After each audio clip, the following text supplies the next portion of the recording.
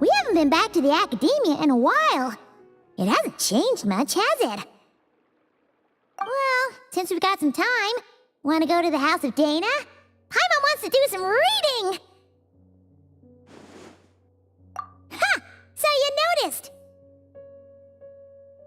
Well, you're too late. The Paimon you know and love is no more. You're looking at Paimon Plus, a new and improved treasure trove of travel know-how.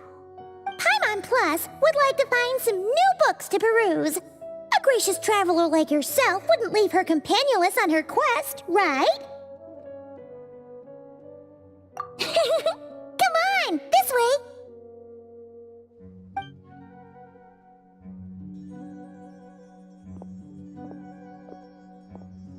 Oh, hey! It's Kale and Cyrus! Wonder what's going on. Let's go see!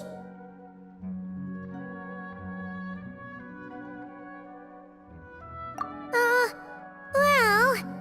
You know what they say? Learning is a lifelong quest. Which means there's always another chance to read a book. But you never know when the next chance to reunite with an old friend will come along.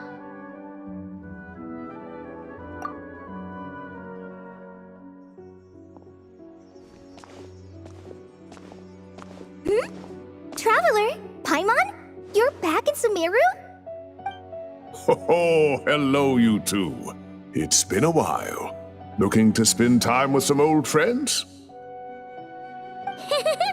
Yep. We saw some familiar faces, so we came to say hi.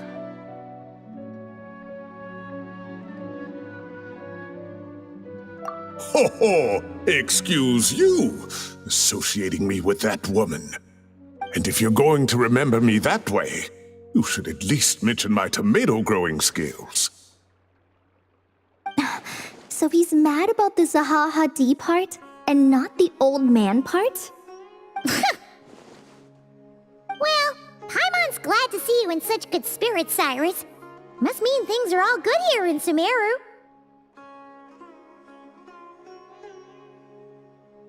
Ah, well, it's quite all right. I'm not the type to take offense at that kind of thing.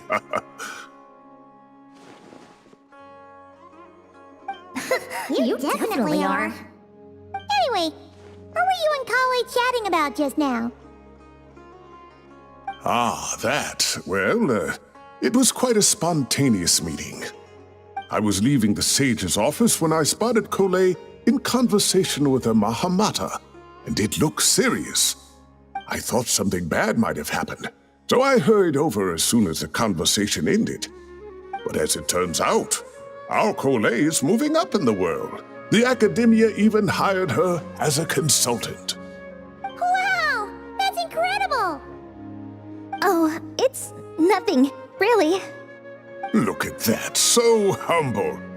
Takes after me, she does. Not at all. Not at all. No, wait. I didn't mean that to sound like I don't think you're humble, Mr. Cyrus, because of course you are. I just,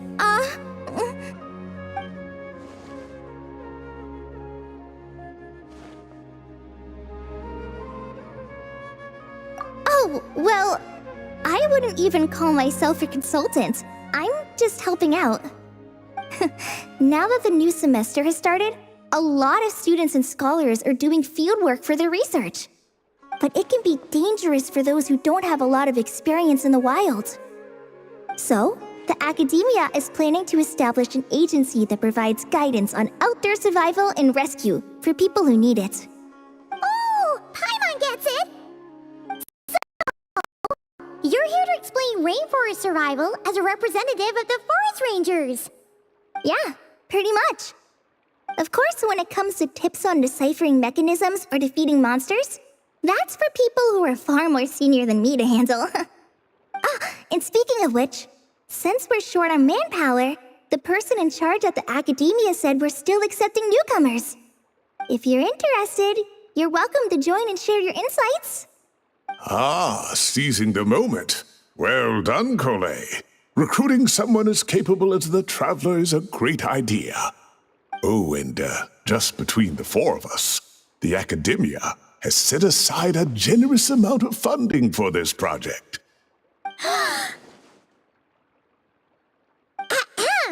Well, since Kali's thrown her hat in the ring, we should help out too. What do you say, traveler? Great!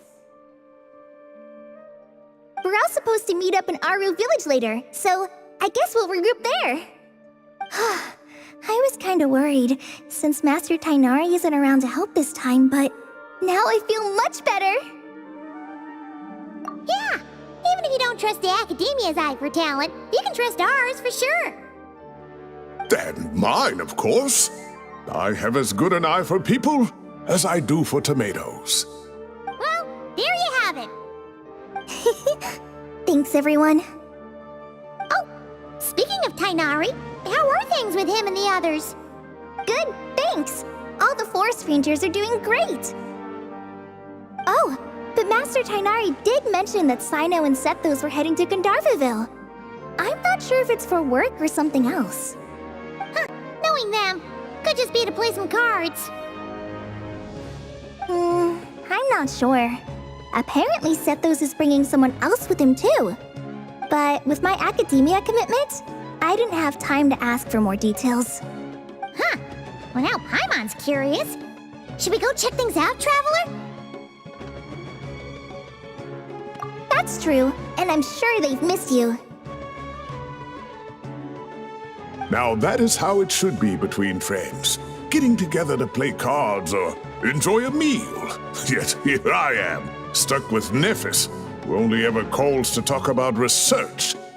Well, I won't delay your reunion any longer. Until next time. Goodbye, Mr. Cyrus. Take care. All right, I should probably get going too. See you later, guys. Come find me in Aru Village when you're ready. Looking forward to seeing you shine, Kali.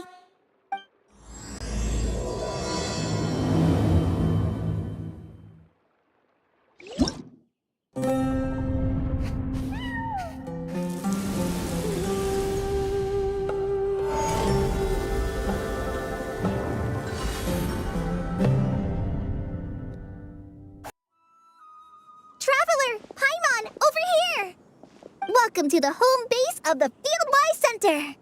As you can see, the core projects are already up and running, so we can get to work at any time. Huh.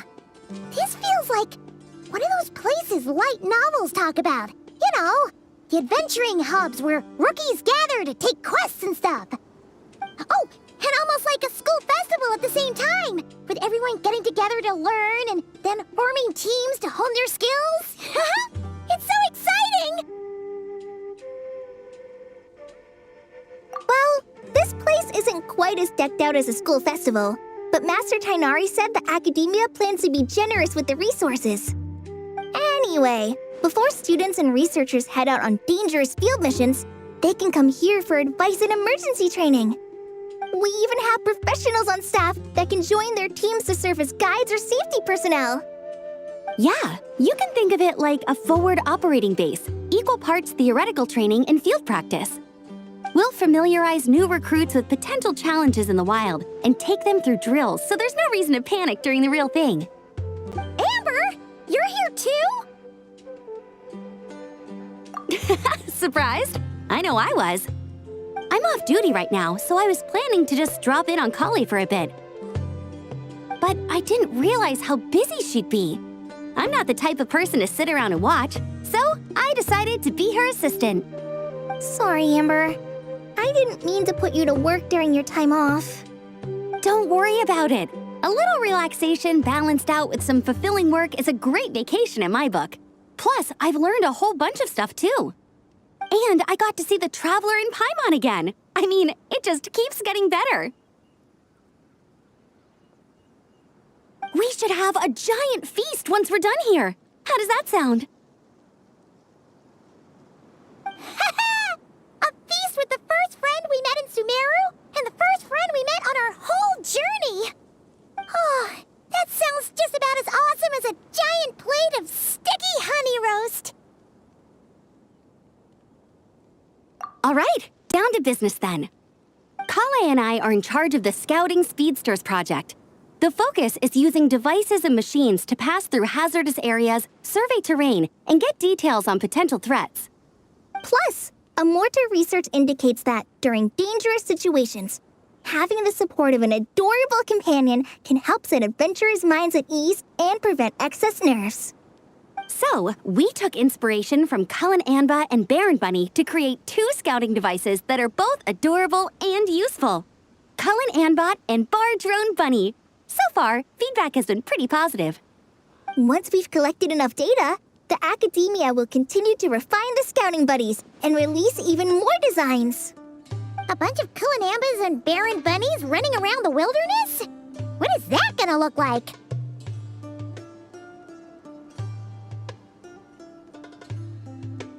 Plus, with you to guide our 2 little scouts, we'll be able to obtain some great data.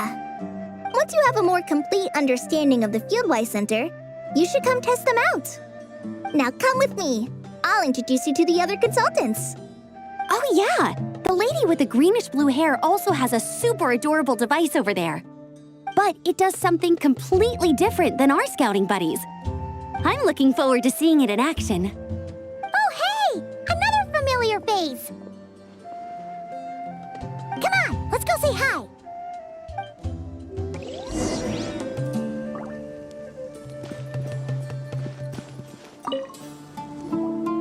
It's really that popular. The internal locomotion mechanism is clever enough, and the execution on the terrain recognition, remote control, and weight detection modules isn't bad. But the appearance... it might as well be a doll for a child. No, this won't do. Madame Farzan, great news! The Traveler and Paimon agreed to join! The Fieldwise Center just leveled up big time, huh? Hello, Madame Farzan. We're here to help. Well, look who the cat dragged in. Excellent job, Kale. Snagging 2 top experts with undeniable adventuring expertise. Now the League won't be able to say a word, no matter what kind of feedback I give. Now tell me, what do you think of this puzzle, pal? Whoa, it looks just like you.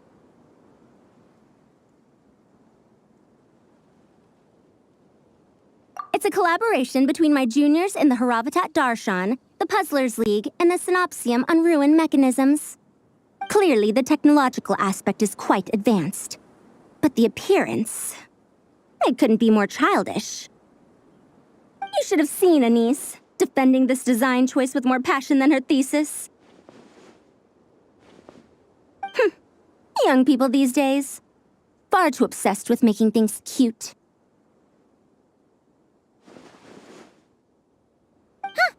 Paimon kinda likes it. Kali and Amber were just saying how cute companions can help adventurers stay calm. With a doll that looks like you by her side, Paimon thinks she could go adventuring in a super dark ruin and not even get scared. Well, that line of thinking does have merit. And I suppose choosing this particular appearance is a sign of their respect. For me. Still, there are adventurers who place greater emphasis on reliability and technical composition. People like that don't just want their devices to be able to survive an avalanche, but to look the part. And for their appearance to reflect the high-tech composition. The fluffiness of this puzzle pal, on the other hand, doesn't give the impression it would be a reliable or formidable device. The appearance may even be distracting. Now picture this. A thick metal casing, square in shape, with a matte finish and openings to showcase the complex technical composition. That would have much more visual impact. I'm the perfect example of this. I have a youthful appearance, and so people question me on occasion. If I had a head of white hair instead, things would be different. Really? Then, do you want Paimon to talk to them? She has white hair. What? No! That's not the same thing. I didn't realize you had such strict views about this, Madame Farzan. Huh? So, even you prefer this version? Well, if that's what you really think, then fine. You'll have to come back and test it out on some puzzles, Traveler. I'll rate your effectiveness in using the device and come up with a user manual based on your performance. As for improvements to its appearance, long-term observation is required, so I'll put that aside for now.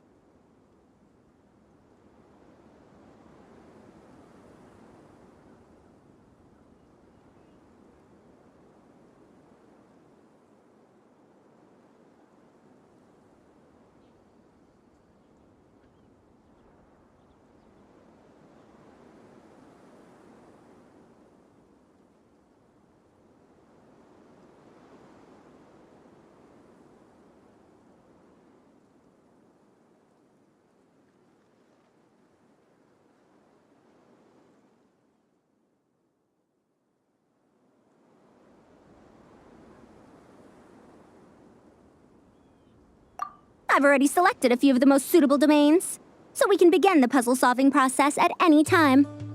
Thanks, Madam Farazan. I'm just gonna take the Traveler and Paimon to see the final project. But it shouldn't take long.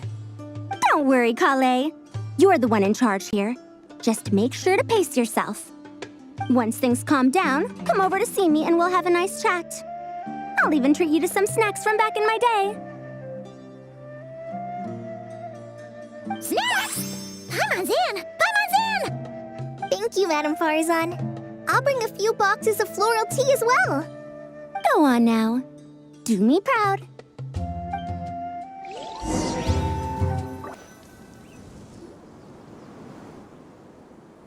This last one is a long-term project we're calling the Security Division. Thanks to General Mahamatra Sino, we've been able to bring Dia on as the instructor and Candace as the coordinator. They're putting together a combat test right now, but they should be back soon.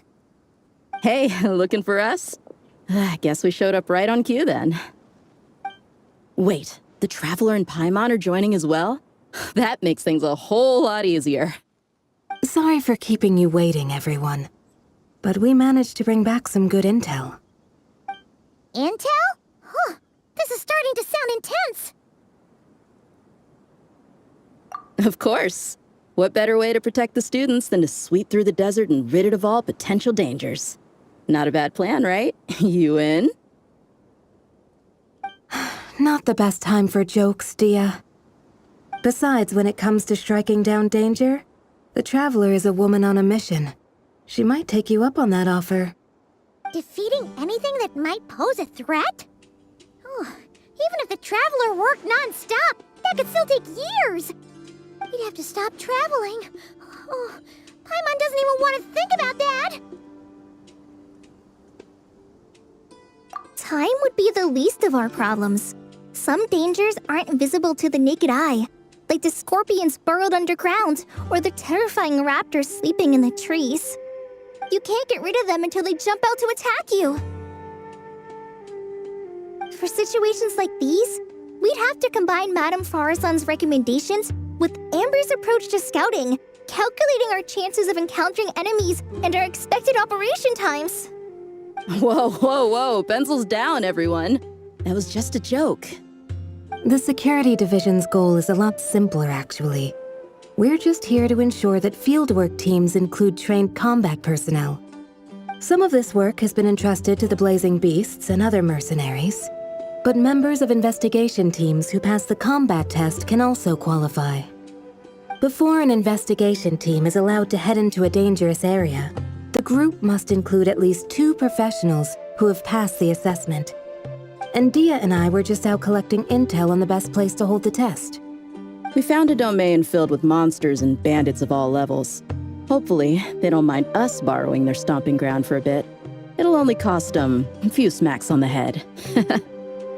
Oh, so we just need to supervise, right? That's right. Participant safety is our utmost priority. So we'll organize a group of capable personnel to take it in shifts. We still need to figure out our testing metrics, though. Fighting is different from an actual exam, and there's no one right answer. Mercenaries like me, we all have our own style. That's not a problem in actual combat, but when it comes to teaching, we tend to stick too much to what we're used to. So, we need someone to give us a baseline. Someone who has the experience, but also takes a more flexible approach in combat. Yeah, based on what you just described, the Traveler seems like the perfect person for the job. Great. Working with you is always a pleasure, Traveler. Smooth as butter on a steak. Don't forget about compensation for the Traveler in Paimon, Dia. You agreed without doing the math first. Ah, it's fine. We'll just split the funds Kale wrangled for us, 20-80. 10 for me, 10 for you, 80 for the two of them. Wait, we're getting 80%? Don't sweat it. We're just in charge of the long-term operations. You're the one setting the metrics for the whole thing. So I think we got the better end of the deal. We've talked about a partnership in the past, haven't we? Well then, consider this the perfect place to start. Then I'll draw up a detailed overview of the compensation so it's clear for everyone. That'd be great. And don't worry, Miss Candace. About that piece of land you're leasing to the academia, the one used for grain storage, I managed to get them to agree to a 30% increase in their rent payments. Oh, thank you. Those funds will go to fixing up some of the village facilities, which should make for a more comfortable experience when investigation teams stop there in the future. All right, we should finish up our arrangements for the combat test. Stop by our station when you're ready, Traveler. See you soon. Oh, you sure are the beating heart of this operation, Kale. You brought the whole gang together. Oh, no. I'm just doing what I can. I still have so much to learn, so much work to coordinate. But for now, let's just give it our all. You bet! We'll make the Fieldwise Center the best it can be!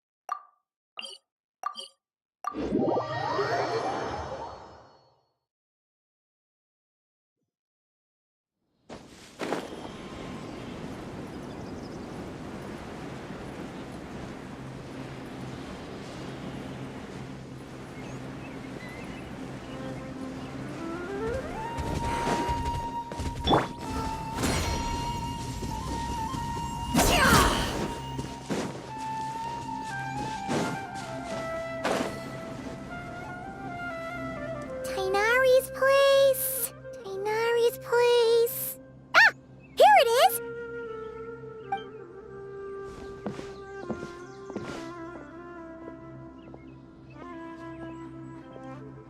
Sino! Sethos!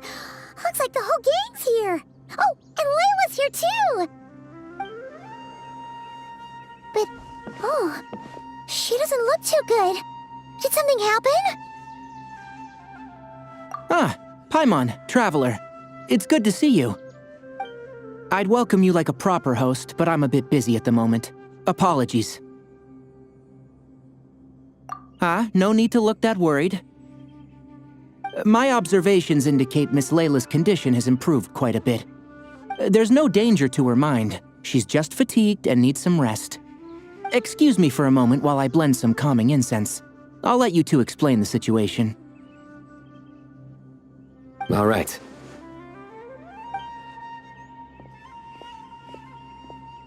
What happened was, Sethos and a few members of the Temple of Silence rescued Layla, who was out in the desert trapped in a state of delirium. She had to be rescued? Oh, that sounds bad. That's all you're gonna say about it, Sino? I mean, we don't want people jumping to conclusions. That's all I can say about it. The person involved is unable to explain what happened to her, so we're limited in what we know. Sorry. My head. Still dizzy. The moons. Exactly how many are there?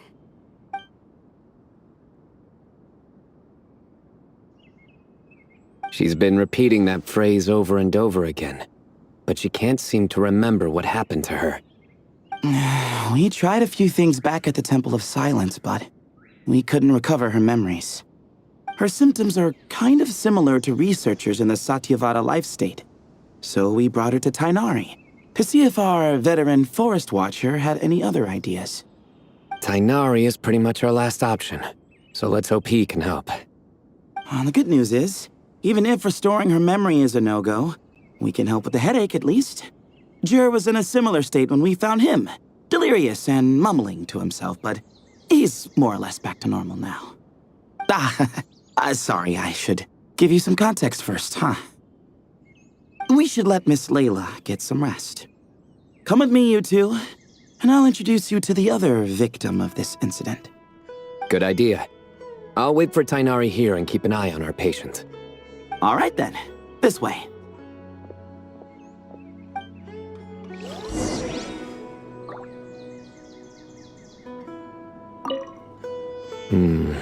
Something strange is going on. Surely that little girl must be...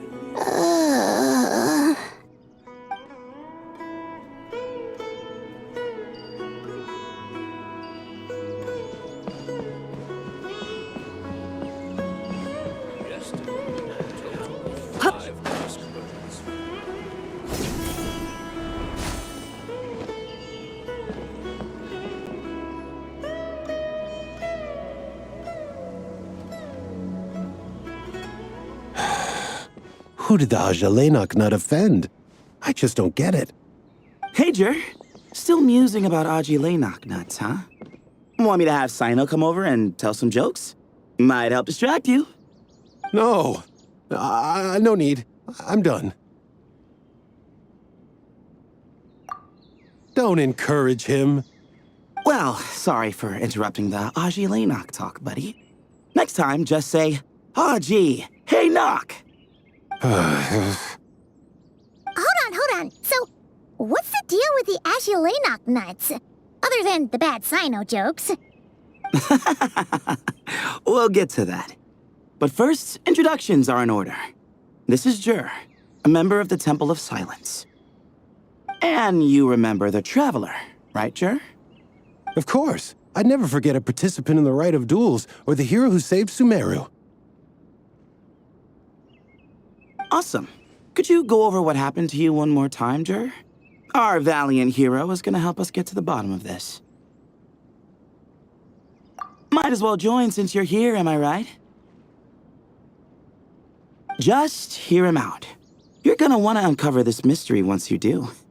I'd bet on it. Well, I was on an expedition in the desert not too long ago, when I got caught in some quicksand.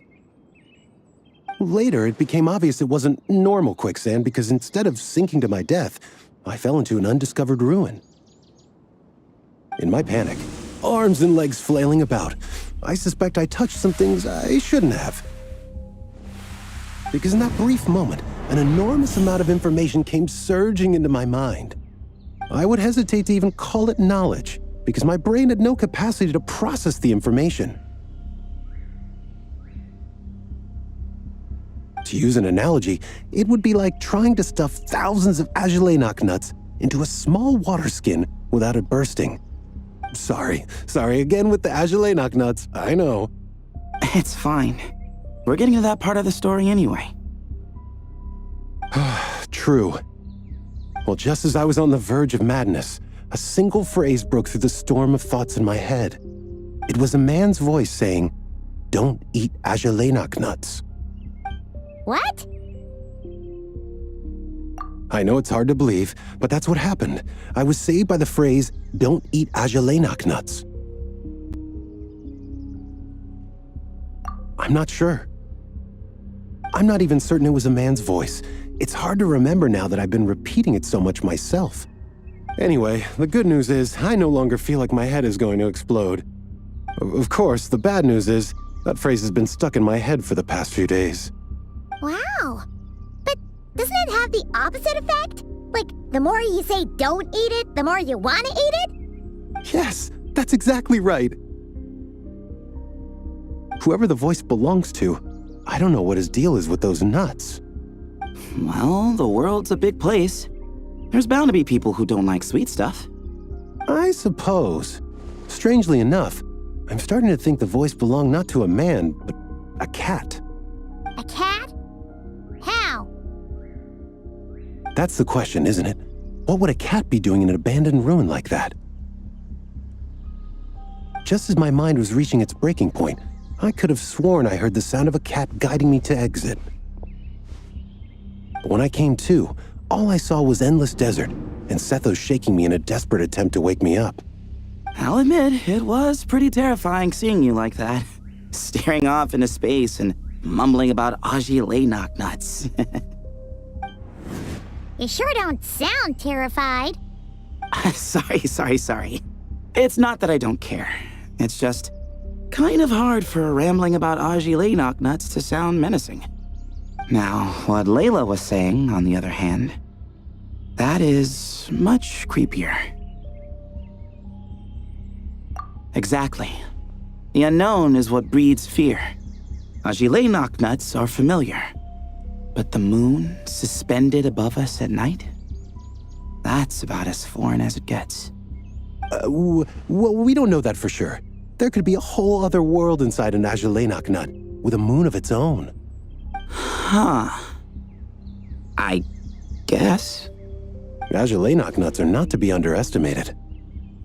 Right, yeah, of course.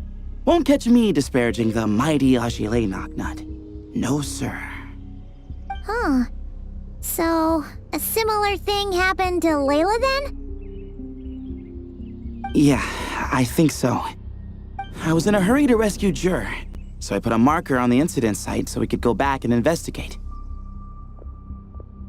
When his condition stabilized, we doubled back around to check and... Exactly. Multiple victims with the same symptoms at the same location. It wasn't hard to conclude that something is seriously wrong with that place. So, after we got Layla out of there, I had the Temple of Silence put up a warning sign at the scene and send patrols to watch the area. Speaking of, Sino, Tighnari, and I are going to head back there and investigate once Layla is stable. So, as per usual, you're here just in time. That's for sure. But there is another reason I want Sino and Tighnari involved in this. Because the story doesn't end there. Right, Jer? Oh, yes. Where was I? The Layla nuts butted in and I... Right. Yes, the cat. As I followed the cat noises, the voice said something else. So, there are those from Lait-la who still endure. I thought that was strange, of course, because, well, was the voice referring to me? Records of my ancestry are rather sparse, so I'm not sure if my bloodline even traces back to that place. That's right. The Temple of Silence's place of origin. And the home of Tighnari's people. Plus, Hermanubis, who Sino and I both share a connection to, was one of the city's founders. As the temple's current leader, if something strange happens in the desert, it's my job to get to the bottom of it. But it turns out, a lot of people have a horse in this race, and I'm not leaving any of them out. See? Knew you'd join. But yeah, that's all we know about Jur's situation. Tighnari should be done on his end. Let's head back and check on Miss Layla.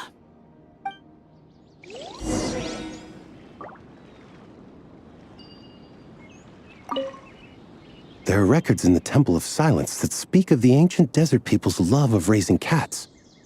Perhaps I encountered some ancestral cat spirit, long since passed on.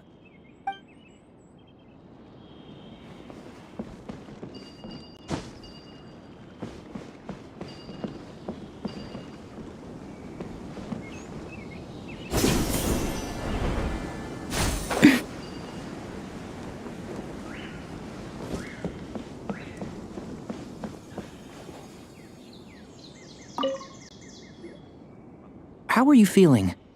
But don't speak if it's too taxing. It's fine. I'm much better now, thanks. I feel like I haven't slept in 2 days, so pretty much back to normal. Whoa, whoa, whoa. That's your normal? Traveler, Paimon, I thought I heard your voices earlier. Oh, and, I'm sorry. Huh? You don't have to apologize. He didn't do anything wrong. No, I just mean, I think I'm about to disappoint you. My head was kinda muddled earlier, but I still heard your conversation. I know you're trying to figure out what happened to me, and I want to help. But, I really don't remember anything. Does your head still hurt? No, I feel fine. The incense you made helped a lot. I'm still hearing those words in my head, but other than that, I'm okay. It's just, all I remember are those words. Everything else is a total blank. One moment I was heading to the stargazing point I'd calculated, and the next, I was on my back in the sand. The same phrase playing over and over again in my mind. How many moons are there in the sky? Sethos, did your friend Jur suffer from memory loss too? Not really. His memories are blurry, but there aren't huge gaps like this. He remembers touching something. Someone talking, a voice mentioning to Lait-la, and hearing a cat lead him to the exit. A cat. Did you hear it too? Huh? Now that you mention it, I think so. It was so soft. I thought I was imagining things. Which means, at the very least, what the two of you experienced while escaping the ruin is consistent. A single sentence repeating in your heads, and the faint sound of a cat. Still not a lot to go off of. Agreed. Oh, is your head hurting again, Layla? No, I was just thinking. Maybe my memories are blank because I was sleepwalking at the time. Sometimes, my friends and classmates tell me about things I don't remember doing, or places I don't remember going. I don't talk about it a lot because, well, I don't even know how it happened. But I don't want my personal circumstances clouding your judgment. So I, just wanted to mention that. Ah, I see. Well, thank you for telling us. But I don't think we need to dwell on that for now. We're gonna check out the site of the incident for ourselves, so that should help us come to our own conclusions.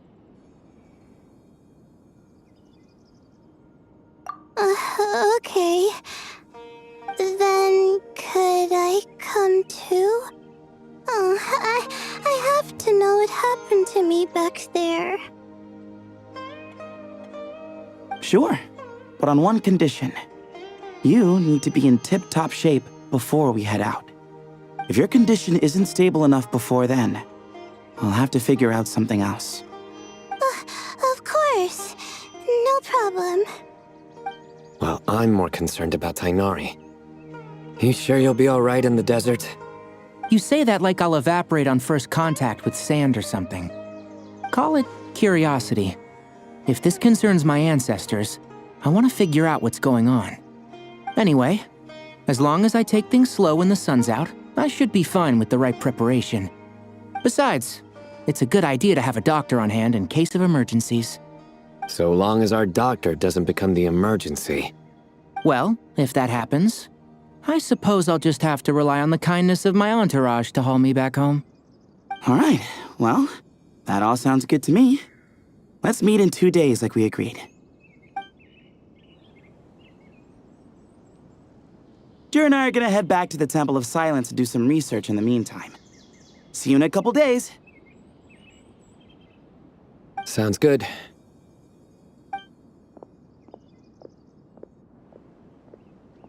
What about you, Layla? If you feel like you need more rest, I can arrange a room for you to stay in. No need. I've asked enough of you as it is. Besides, I feel a lot better. I should make it back to my dorm, no problem. You sure? Don't push it too hard, or you might end up sleepwalking along the way. Don't worry, I'll be fine. I have other things I need to do anyway. Like letting my advisor and classmates know that I'm fine, adjusting my stargazing schedule, things like that. If I don't get it all done, I doubt I'll be able to sit still, let alone stay here and get some rest. I'm not so sure that's... a much better idea. Thank you, Traveler. Of course, if anything starts to feel off, come back for a checkup right away. You'd better listen to him, Layla, or he'll feed you tasteless slop as a punishment. Punishment? You're the one who caught a cold. You're supposed to eat light when that happens. Besides, with your nose stuffed up like that, you couldn't taste anything to begin with. Huh, is that so? And here I thought it was an intestinal issue. Should have seen that coming. You're off the clock, so now it's time for puns, huh? Oh, brother, not this again. Don't worry, Paimon. I understand. If you want me to stop, then Then? you'll have to call a plumber. Tell them someone's gotta pipe down. This is getting more insufferable by the second. Put a sock in it already, please.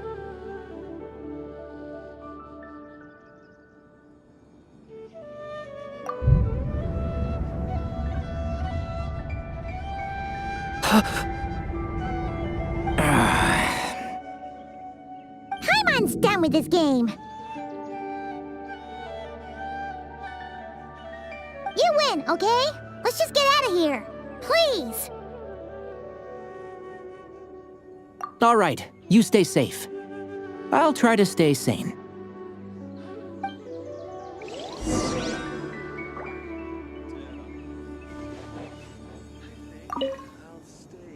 It seems your jokes have improved with practice, Traveler.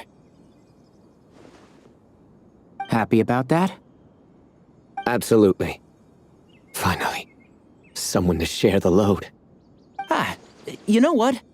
Kale's helping out the academia, but I haven't had the chance to check on her. Why don't you do me a favor and go do that? Hold on. I thought you were having me over for dinner.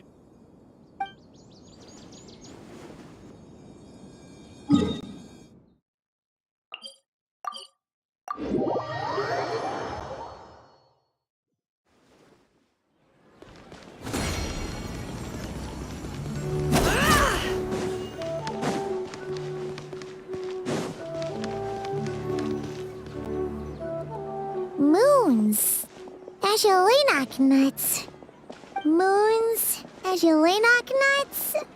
Are the moons going nuts? Oh no! Looks like Paimon's caught the brain bug too! She can't stop thinking about those two things! Oh, Paimon's gotta clear her head. But how? Aha! Got it! The cafe over there!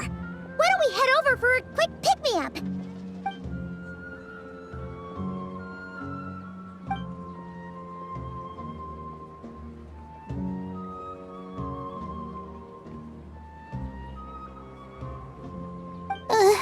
Sorry. I feel kinda tired all of a sudden. Wait! Is it because of all Paimon's muttering just now? Oh, sorry. The coffee will be Paimon's treat, okay? Hey! You make it sound like Paimon's stingy or something! Huh. Well, she'll just have to show you her true colors. Yeah! Starting now! You sit tight and take care of Layla, Traveler. Paimon's gonna get us some snacks and coffee. Be right back. Don't go anywhere in the meantime.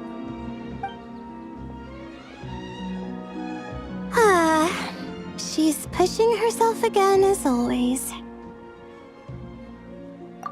Saw right through me, huh?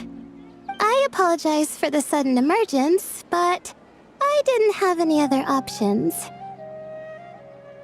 Well, that's true. So, for our sake and your safety, allow me to fill in the gaps in her memory. That's right. Layla was already in bad shape, stressing about her new study topic, focusing on the stars instead of her surroundings. By the time she realized the danger she was in, it was too late.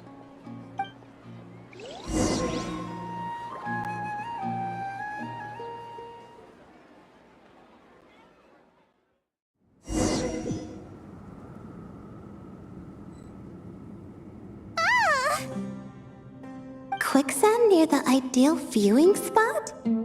Wasn't expecting that. Looks like Layla's been under a lot of pressure lately. She hasn't been paying attention to her surroundings. But why would quicksand lead to a place like this? Well, all in all, looks like a common desert ruin. Guess there's nothing to do but try to find a way out. Oh, Layla, what have you gotten yourself into this time?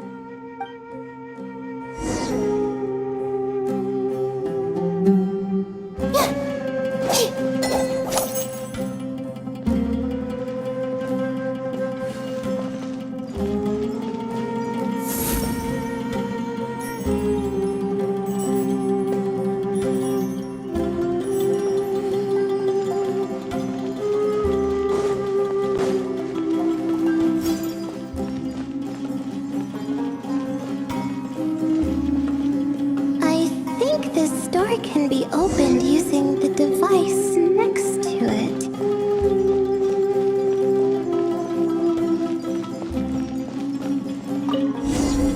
Just like I thought. What was that? My head. It hurts. Is Layla waking up?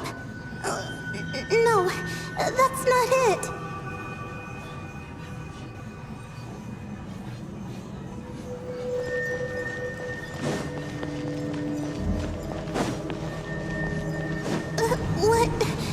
What's going on? It's too much. I don't understand.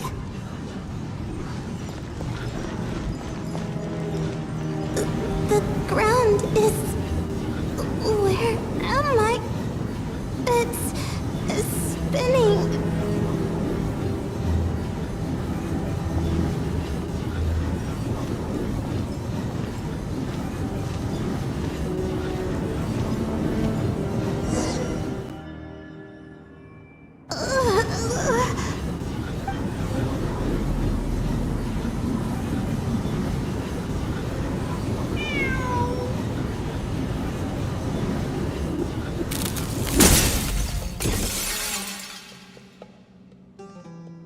How many moons are there in the sky?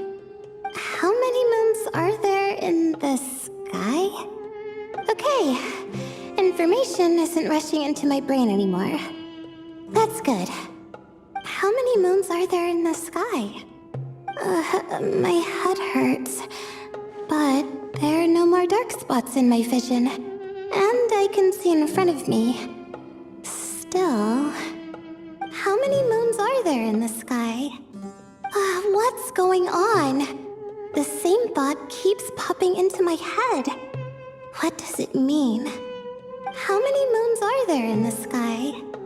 Isn't there just one? A cat? I think there was one earlier, too.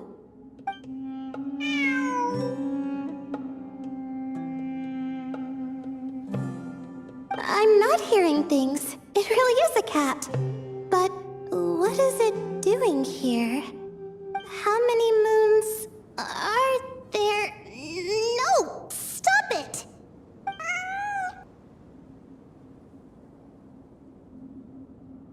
Does it want me to follow its cries?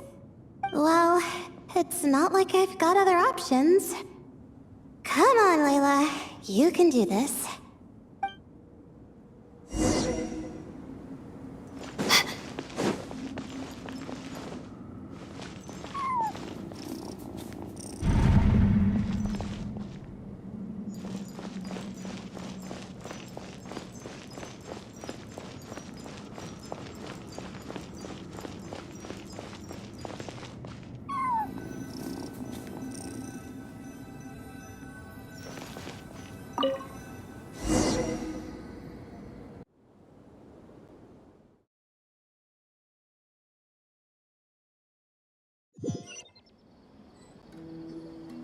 And so, I followed the cat's cries to find my way out. It was quite a kind creature. It didn't even leave until the other me started to wake up. Thinking back, it all started when I touched that device. I've heard fellow students talk about it before. How the desert is full of objects that do strange things. Sometimes it's just a minor inconvenience. But other times, devices like that can cause massive trouble. Of course. I forgot how much adventuring experience you have. Still, carrying an umbrella doesn't mean you can't get soaked, so just be careful and stay away from unknown devices. No need to thank me. You and Layla are about to head into dangerous territory together. You need to be safe so she can be safe. Well, I think that about sums it up. And just in time. Your coffee's here. Traveler! A little help over here?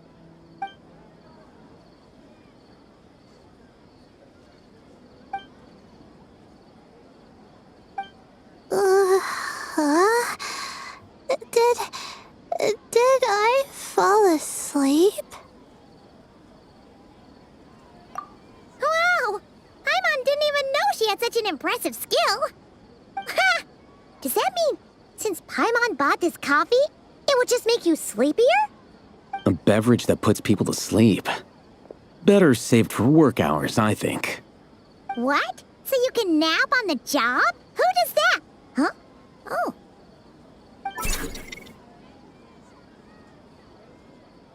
Beep boop. Oops. Oh, hey them. Kave. Nice to see you. Oh, and you too, Marak.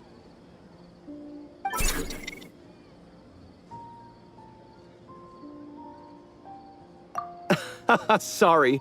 Hope we're not interrupting anything. Miss Layla, you don't look so good. Is everything all right? Oh, I'm fine. I was sleeping just now, so I'm still a bit... Ah, I see. And we woke you, didn't we? I'm sorry. We shouldn't have been so loud. No, you didn't. I didn't mean it like that. Sorry.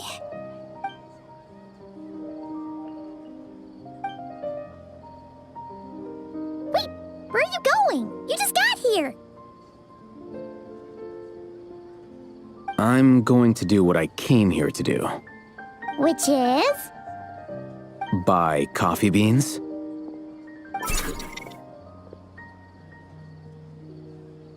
Huh? You're going too? Marak! Fine. Run off with him. See if I care. Well, looks like I get you to myself.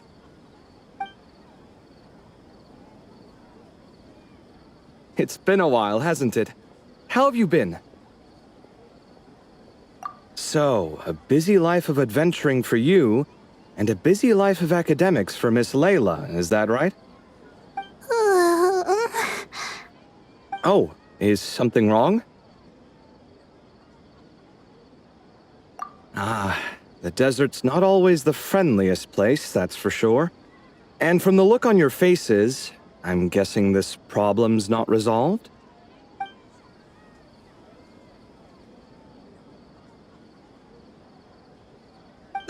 Don't force yourself to talk about it, of course. But I've worked on several projects in the desert before, so if there's anything I can do to help, just say the word. No, I don't have anything to hide. It's just complicated, so explaining might take time. Well, lucky for us, I've got that in spades. Yes, you have been quite sedentary recently. Excuse me? I've been going about work as normal, thank you. And, might I add, you do way less work than me. I do the amount of work that is required of me. Yes, you and your stellar work ethic. The stuff of legends. Now look what you've done. I've lost my train of thought.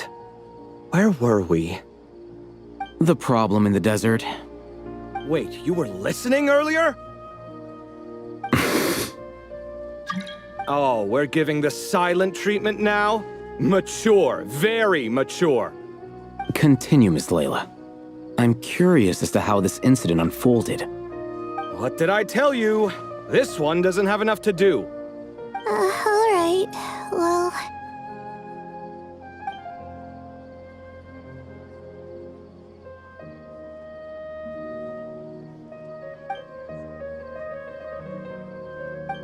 Could you still use some extra hands on this investigation team of yours? Huh? You want to join, Mr. Covey? That's right. I think my experience studying desert mausoleums could be of some use here. Al-Haytham's expertise in ancient languages could be helpful too. Besides, I consider you all to be my friends, and friends are supposed to help each other out. Wait, I'm involved in this now? Oh, please, I know you. Half the battle was over the minute you said you were curious. We couldn't stop you from joining if we tried. Well, you've got me there. Besides...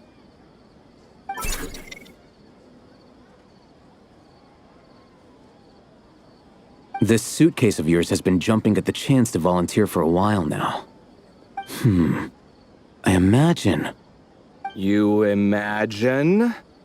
Mechanical life forms might also feel homesick from time to time. Huh. Now that you mention it, Marak's core was a component sourced from the desert. That could prove useful. You're sure you want to come with us? It could be dangerous. Oh, I'm sure. All the more reason to recruit as much help as possible. It's important to count on friends at times like these.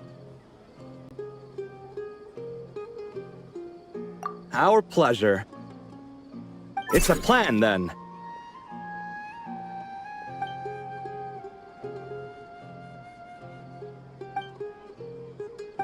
All right, we'll head back to our place to get ready. This one hasn't been on a trip in a while. Chances are, he doesn't even remember how to pack a suitcase. I'm not worried. It'll get done. Somehow. Would it kill you to help every once in a while? I do help. It's called moral support. Oh, of course. And I am ever so grateful. Goodbye, you three. We'll see you soon!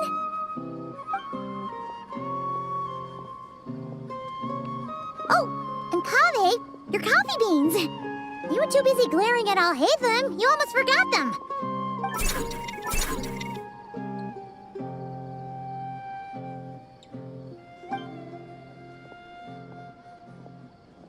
Well, we're pretty close to the academia now. I should be fine from here. Thanks for the coffee, Paimon. I feel much better now. Right. I'll follow the doctor's orders. Or try to, at least. With the blessing of the stars, I hope we all get a good night's sleep.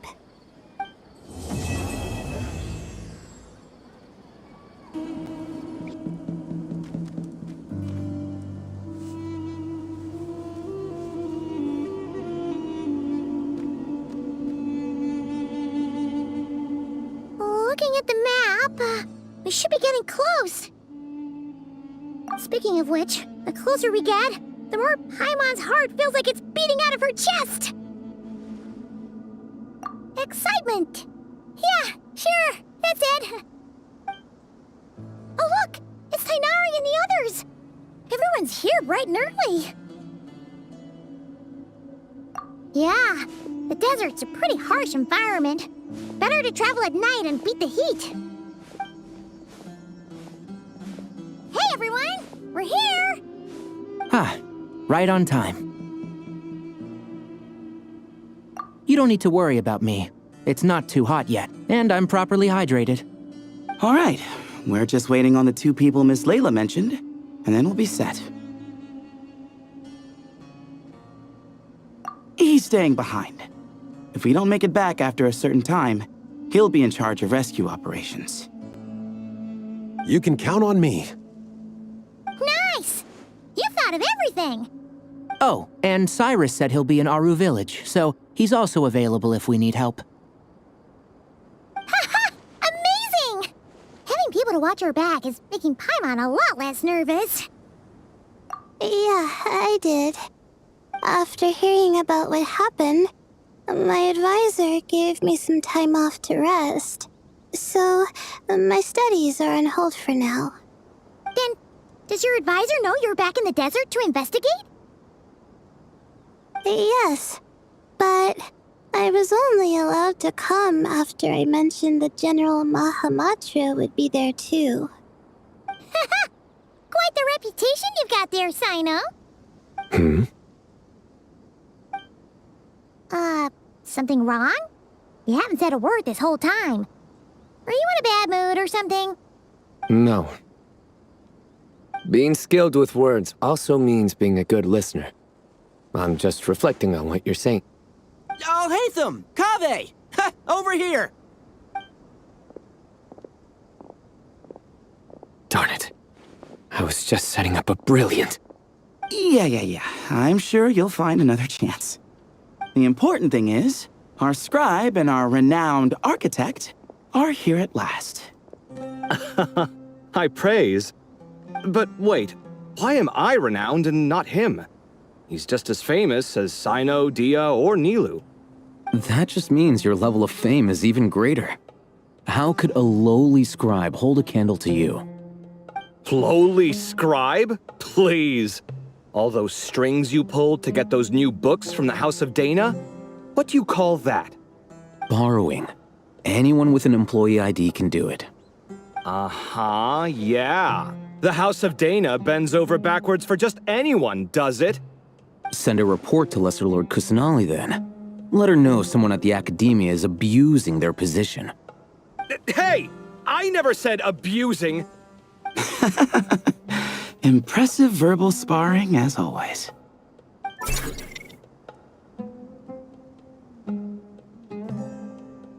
Oh, hello to you too, Marak. Well, looks like your assistant is raring to go, Kaveh.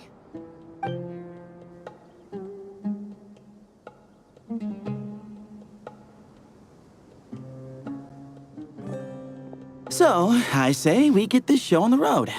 No sense delaying the inevitable. No need. We're in this together, remember? Sure. This is the entrance, yeah? Yes. Perfect.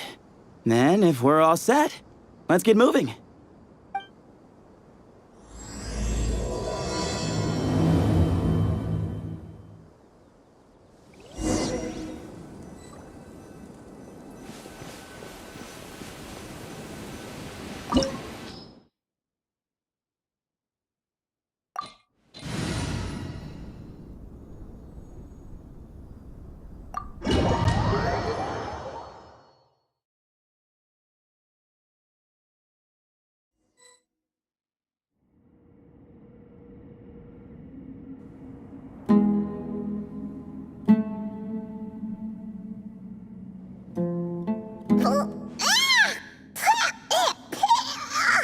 Paimon's mouth is full of sand! Ugh. So that's what falling into quicksand feels like? If this was quicksand, we would have struggled to breathe. No. I think this was regular sand, and we didn't sink into it. We fell through it. Into this place. Agreed. In other words, sounds like a you problem, Paimon. Ha ha, very funny. No, wait, Paimon's the only one. Ha! See? What? I'm the only one with sand in my shoes? Yeah, right.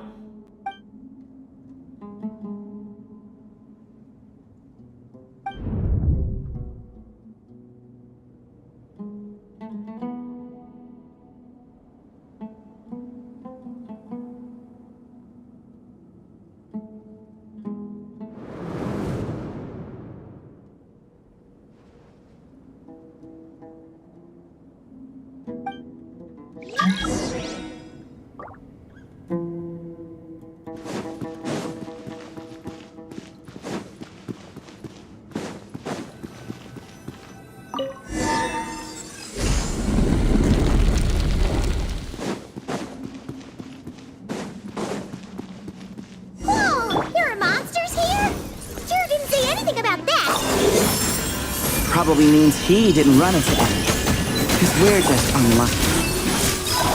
Not the best sign of what's to come. He'll be fine. Let's just use up all our backlog and we'll be golden.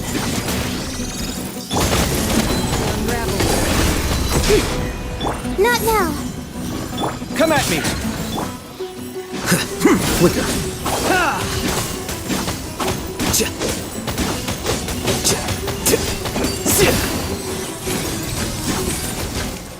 Cole, learn to command.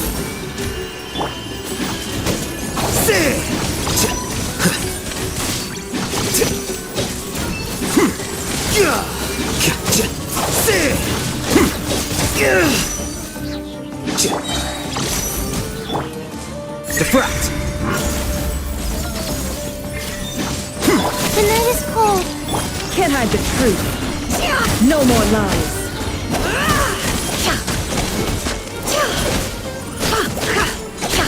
Don't be scared. Watch and learn! Scanning!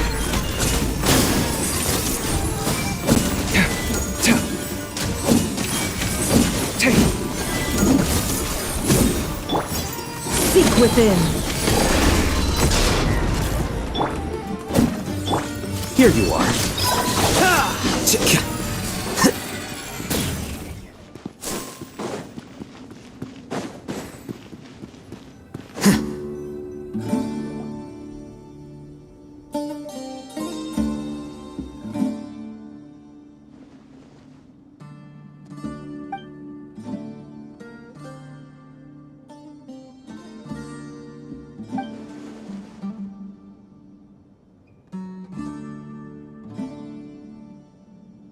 Well, that goes without saying.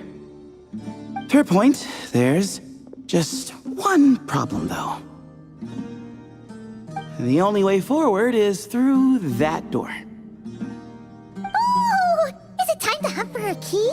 Paimon loves this part. Don't worry. With our adventuring experience, we'll find it no problem. Let's get searching.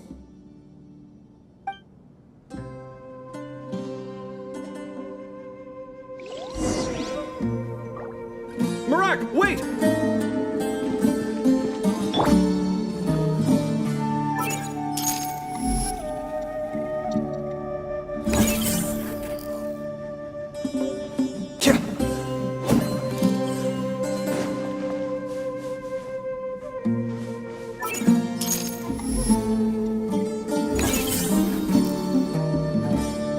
Marak seems interested in these jars. Go smash them. Ah, well, we would hate for you to have to lift a finger. Marak, this isn't really your old home, is it?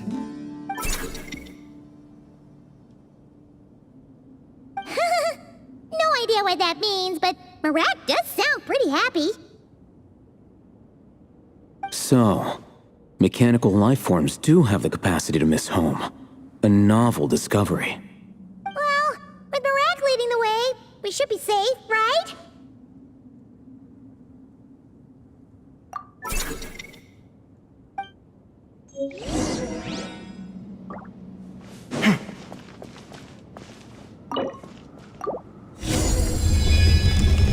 Good thing you decided to join, Kaveh.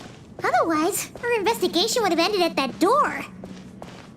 It was nothing that I did. You should thank Marak instead.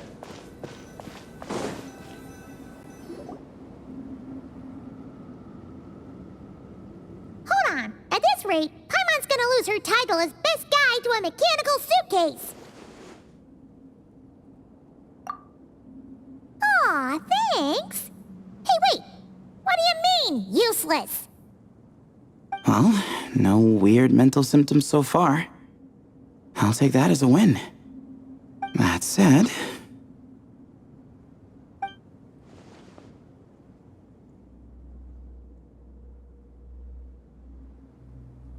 There are 3 doors here.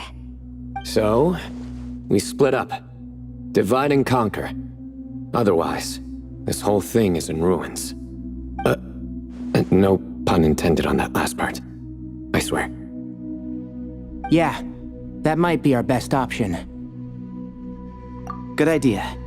And the minute things go south, we go back the way we came. Ooh, this is getting exciting! So, who's teaming up with who? Paimon calls dibs on the Traveler!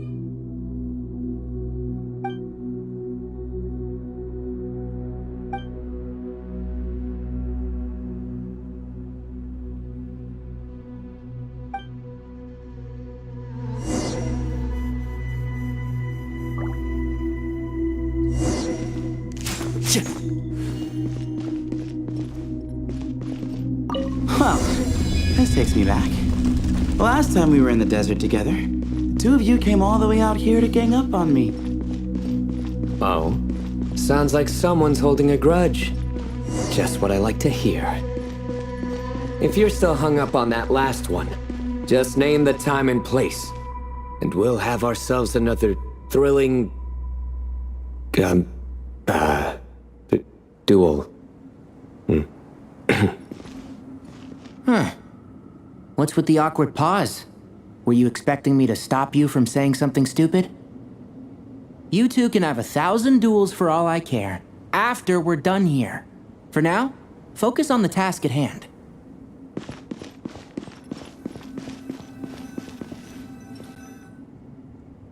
This chamber is huge. I can't even imagine what it's used for. Oh. What's wrong? I seem to have stepped on some kind of stone slab. Huh. There's a pattern on this, but it's hard to make out with all the dust. Huh? Look! The shape seems to match the markings on the ground over there. Let's slot it in and see.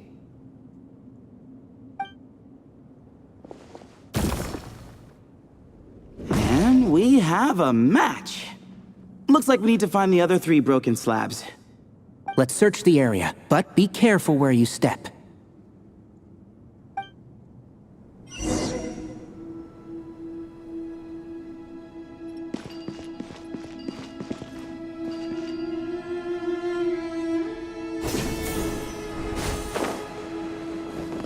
Ooh, got one! Ouch, but watch out. The edges are kind of sharp.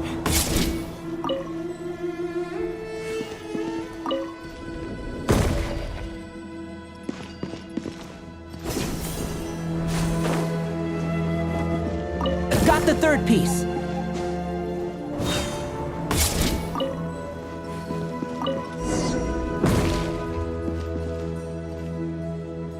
We just need one more. Huh. Look! A cat! Could it be the same one Jer mentioned? I don't think we need to worry about startling him. He doesn't seem afraid of people. Yeah. If anything, it seems like he wants us to follow.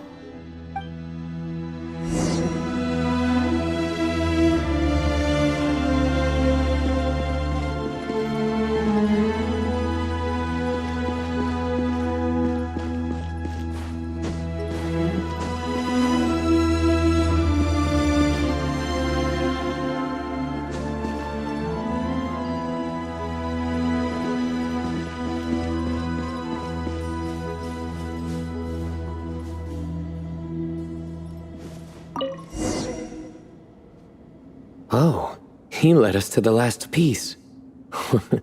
Who's a good kitty? I never thought I'd hear you say something like that. You've clearly never heard how the professor talks to his tomatoes, then.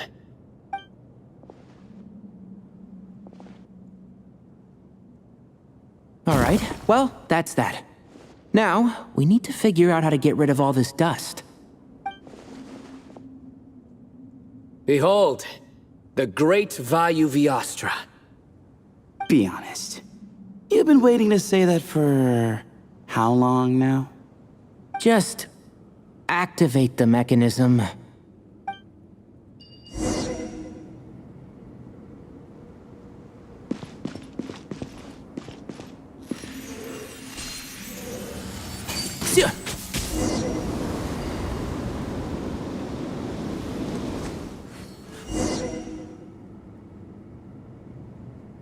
Huh. It worked. It's a picture of... 3 Hermanubises? That can't be right. The ears aren't vertical. Oh, true. And the lugs fall short. My hat is much better looking.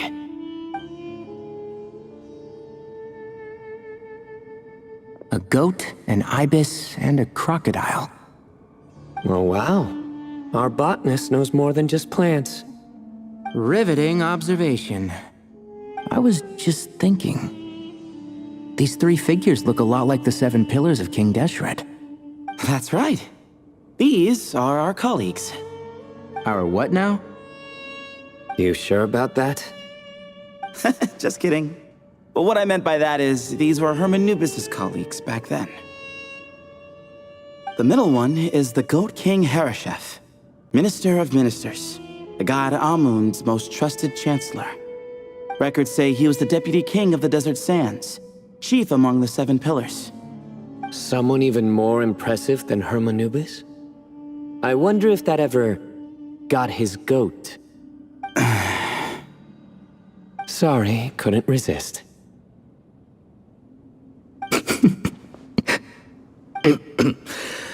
Okay, that was a good one. Wait, really? I've got so much more where that came from. Where were we? This is Sobek, the Crocodile King, captain of captains. As the name suggests, he was a valiant commander and had dominion over all weapons of war. And finally, this is the Ibis King Thoth, scribe of scribes. Your memory's pretty impressive. I bet you're almost as good as me at memorizing cards. A scribe? Did he manage archives then? Like Al-Haytham? Wait, that's all Al-Haytham does? I never knew being an academia scribe was such a cushy job. Well, that's how his friend put it, anyway. But it does seem like he has a lot of free time. Well, I don't know much about the academia, but I'm sure the Ibis King had more responsibilities than that. The temple's records say he represented the wisest aspects of King Deshret, inventing the desert script and arcane arts at his king's command. He must have been quite the impressive man, then. Or creature, depending on how you look at it. Still, why are these 3 the only ones represented here? what about the other pillars of King Deshret? Maybe because the three of them were extra close? Huh. Kinda like us. Oh yeah! Maybe we should have someone inscribe us on a commemorative stone slab too.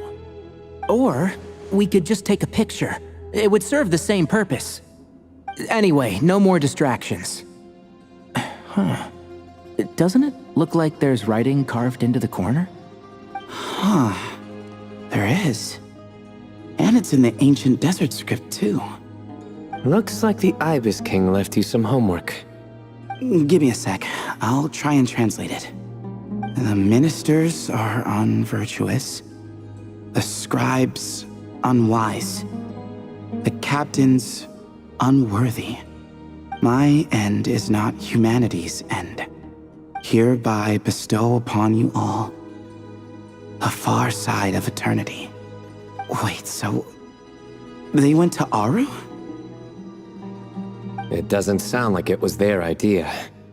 The far side of eternity is said to be the final land of dreams for all desert dwellers. But if such a place did exist, wouldn't it also be an inescapable prison? Yes, and based on the writing here, it's clear King Deshret wasn't pleased with these three. This gift he bestowed upon them seems more like a punishment. Such is the power of a king, I suppose. Which means the goat's the one who got in the end. Huh. Yep, not as good the second time. What? Impossible. Well, looks like that's all we can learn here. Should we keep going? Yes, no time to waste.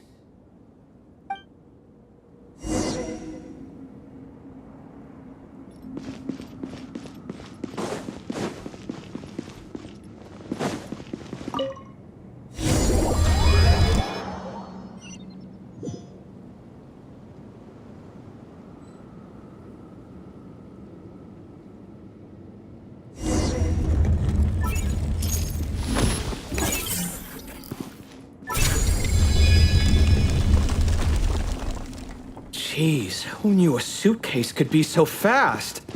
Marak is nothing like this when it comes to housework. Hey, wait up! A scout's job is to take the lead. Just let Marak figure it out. Easy for you to say. I'll be the one doing the repairs if something happens. Why don't you go scout ahead then? When I think of a comeback, I'll let you know. Oh, Marak stopped. What is it? Found something? Looks like something covered in sand. Let's get it out then. Come on.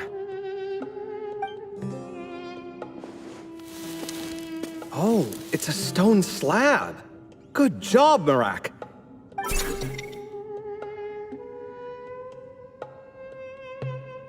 Let's take a look.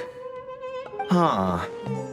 Looks like this part of the picture goes over there?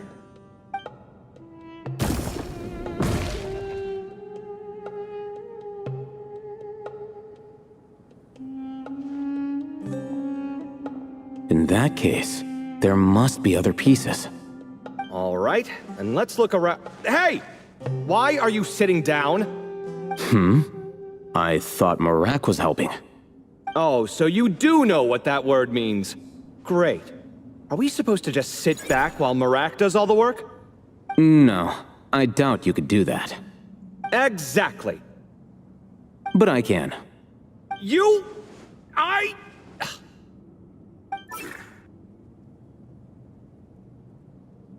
See?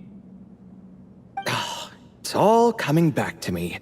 How insufferable it is to work with this no-good, do-nothing... We could be more efficient, I agree. I'll work on this piece. You take care of the rest.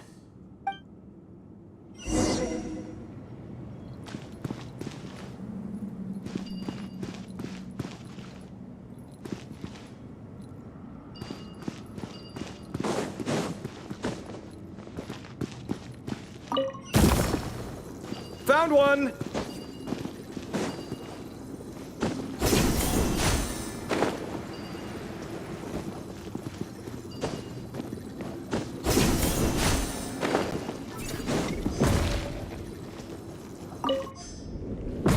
Good teamwork! Looks like we found them all. The pieces fit together like a glove. But we can't see what's on them. Turn around. Huh? Look. Oh, I've seen this before. It can create strong winds. Just what we need to clean off the slab. Come on, let's... Hey! Don't worry about me. If I sit here, I won't be in the way. Oh, you don't want to be in the way? Then sit right in front, so the device can blow you straight back to Sumeru City.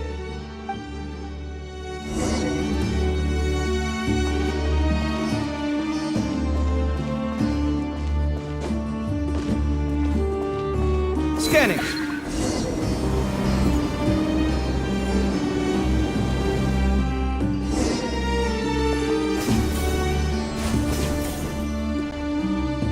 Done. Huh. That's one big cat. And there's a shattered crown. I think it's depicting some kind of story. Look, there's writing too. The Ibis King answered the young noble, granting him the wisdom he sought. But the fragile crown was shattered by lies in the end. Here I leave the name, Gudars. Gudars. I've seen that name in a history book before. He was a young noble who sought to save his realm, and a king who once united the desert. That's right. Although his methods were rather shameful. During his long reign, he betrayed his family and the nobles who supported him, only realizing the error of his ways after his enemies left him nowhere to turn. But by then, it was too late. Seems like a common occurrence across history.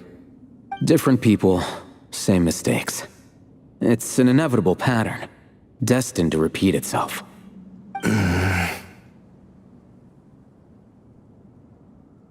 The writing mentions the Ibis King, but a cat is depicted here. Does that mean... So far, what's depicted on the slab seems true to history. In which case, this cat is either a proxy for the Ibis King or a manifestation of said king himself. Exaggeration is a common method ancient records use to highlight a being of higher status. And as we know, Layla and Jur both heard the sound of a cat while escaping the ruin. You're saying the Ibis King, one of the legendary 7 pillars of King Deshret, is here, still helping those in need? I'm saying we can't rule it out.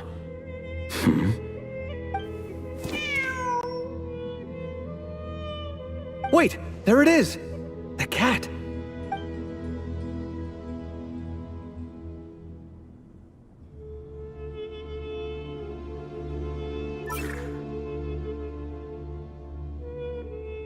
Ah! Marak went after him! The cat's showing us the way forward. Come, let's follow. Okay.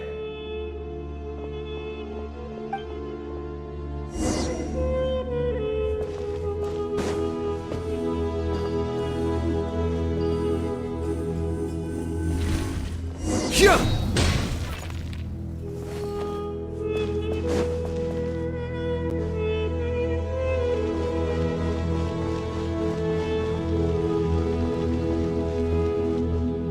Huh. The cat's gone.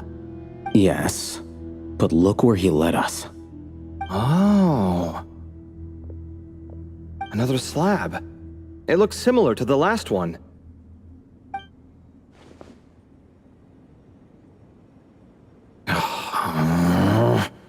Oh, by all means, take your sweet time. Wouldn't want you to overexert yourself.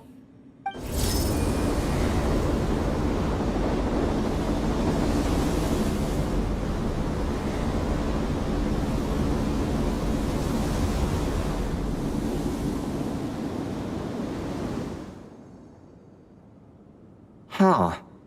The scene depicted here... Seems to be a different tale.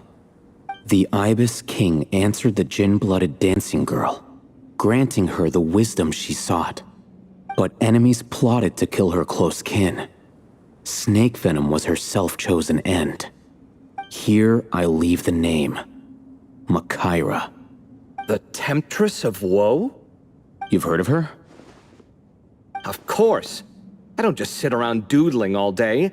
She's mentioned in tons of papers about the desert. As I recall, she was given as a gift to the tyrant king of Gurabad, and later seized the opportunity to kill him. After getting her vengeance, she reigned as queen for many years, until her enemies attempted a coup, and she took her own life. That's more or less the version I've read as well. It seems this queen also had dealings with the Ibis King. Yeah, I'm starting to find this whole granting wisdom business a bit concerning. I mean, considering how Gudar's and Makaira ended up, it might not have been a good thing. But, at the same time, if the cat guiding us is linked to the Ibis King, then he doesn't seem like a villain either. People are complicated. And the same is true of the servants of the gods, no matter their wisdom or power. Let's reserve judgment for now and keep moving.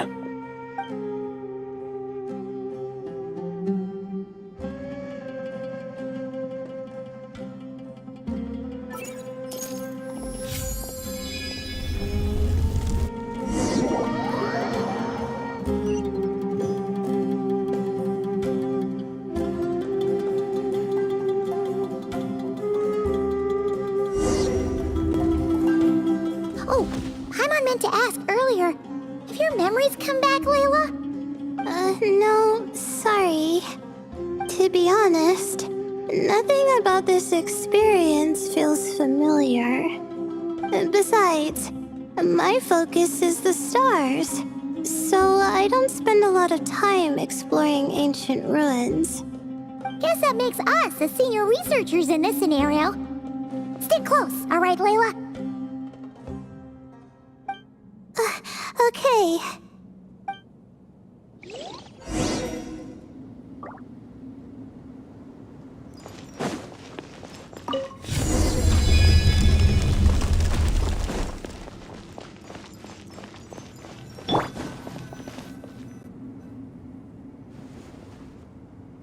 Wow, what a tall ceiling. Yeah, but for such a big place, it's so empty. Like no one ever lived here. Sure must have been boring to live in ancient times, staring at ceilings all day. Now that you mention it, I've heard some people used to draw star maps on their vaulted ceilings. Some might even make them transparent to better observe the movement of the stars. It sounds so nice. Stargazing from the comfort of your own home. Wait a second. I think I see something up there. Huh? How is Paimon supposed to do that? Oh, right. Flying. Duh. Alright. Sit tight, everyone. Adventurer Paimon will be right back.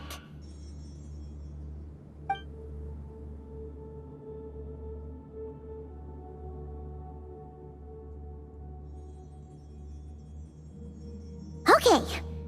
So, there's nothing super special up there. Just a couple of shelves, tables, jars, and scrolls. And a whole bunch of dust, dirt, and sand. You really want to search through all that stuff? Well, when you put it that way... Come on then, let's see what we've got. Paimon's hoping for something super valuable. Thanks. I'll stick close.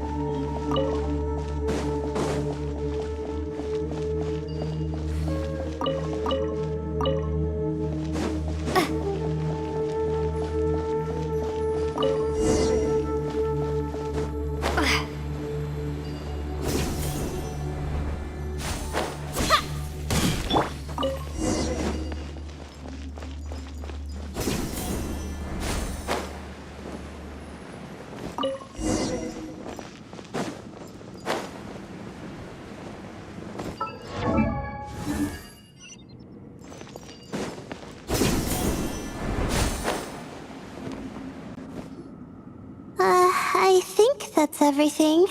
Most of the documents are in the ancient desert script, except these ones. These seem old as well, but the handwriting makes them stand out. Right! Let's arrange them in chronological order before we read through.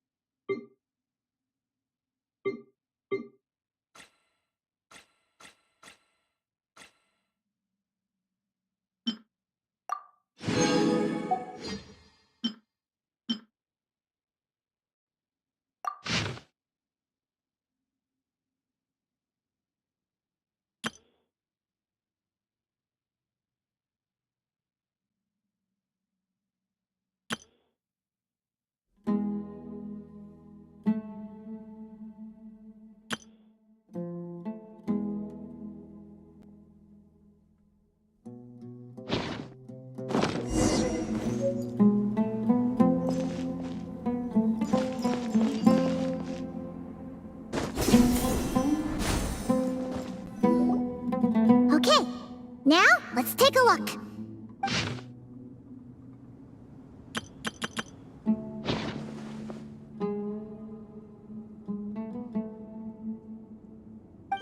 Maybe this person fell in by accident, like Mr. Jur and me. Yeah, maybe. But they don't sound super worried about their situation. So, either this person's an ace adventurer, like the Traveler, or some kind of super optimist. An optimist, huh? Oh, I wish I could be that sort of person. That's right! You're detailed and passionate. Great qualities for an adventuring buddy. This optimist seems super obsessed with exploring every corner of this place. That could have gotten them in big trouble for all we know. Well, I appreciate the compliment. It's almost magical how words like that can make you feel like you can do anything. I only wish that magic could last a little longer. Until I figure out my new study topic, at least.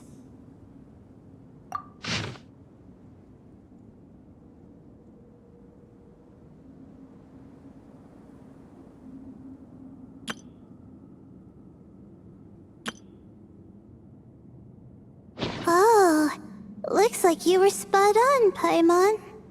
See? Told ya! That's what happens when you don't think things through. And all this talk about seniors and juniors, he was a student just like you, Layla. Whew, he sure talks a big talk for a student, though. You'd think he was some kind of old scholar instead. Huh. What is it? Did Paimon say something wrong? No, not at all.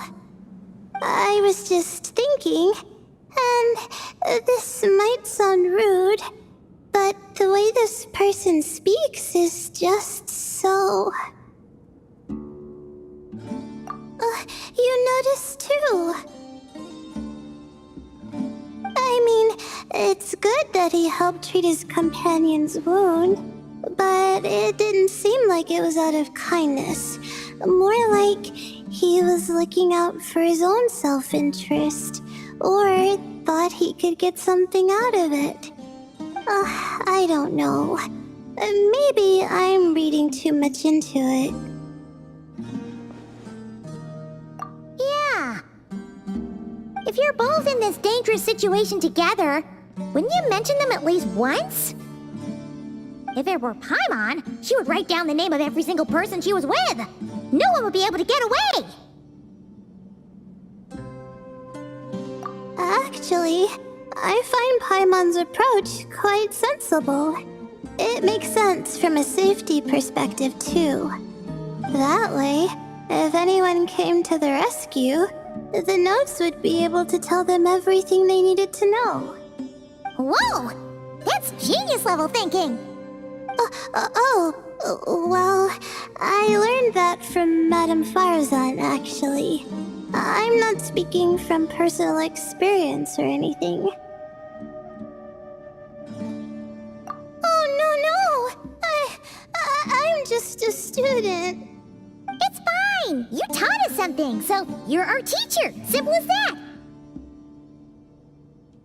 Anyway, from the looks of things, the student who left these notes behind was pretty weird. Let's keep reading.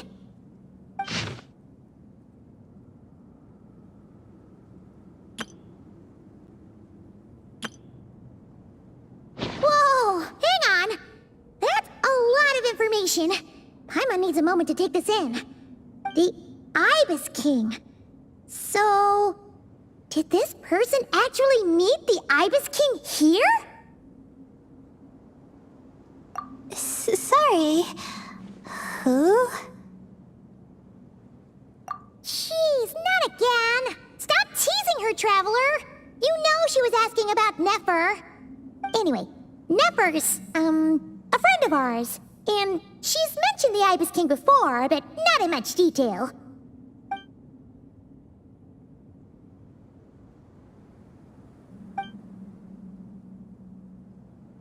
Oh, I see.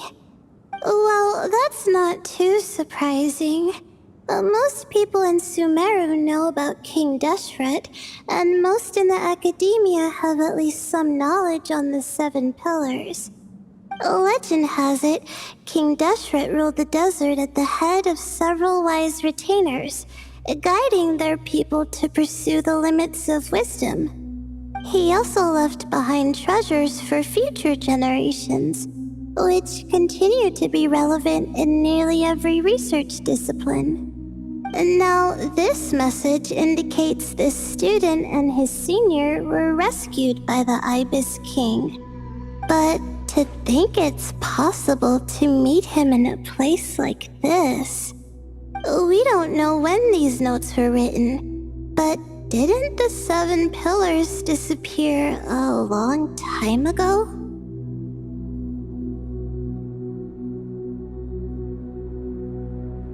Yeah, the notes made it sound like his powers were restricted. Also, the mention of this form? What is that supposed to mean? I'm not sure. Let's keep reading.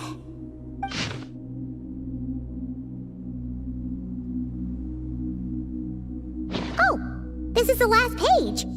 There's even a signature at the end. Well, sounds like they made it out. Guess it was a happy ending after all. Wait, but it says, the Ibis King cannot be trusted.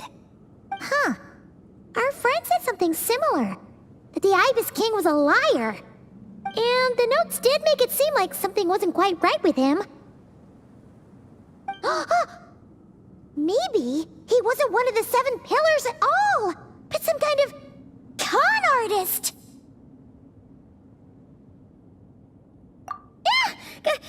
Great, Ibis King! If you heard that, Paimon didn't mean it. Please forgive her. Don't trap us here. I think Paimon raises a good point. Let's keep our guard up just in case. Alright, I think that's all the clues around here.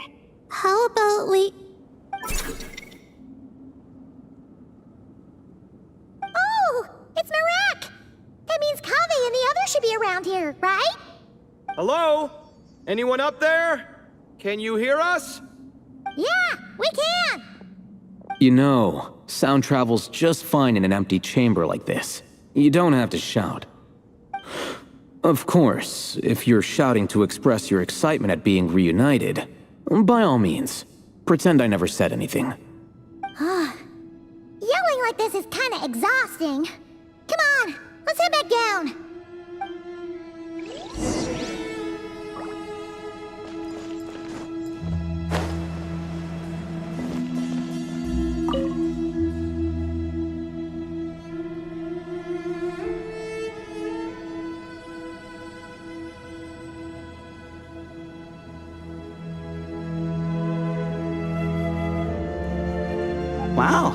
We all ended up in the same place, huh? Yeah, what a coincidence. Indeed. Or as I like to call it, the chai factor.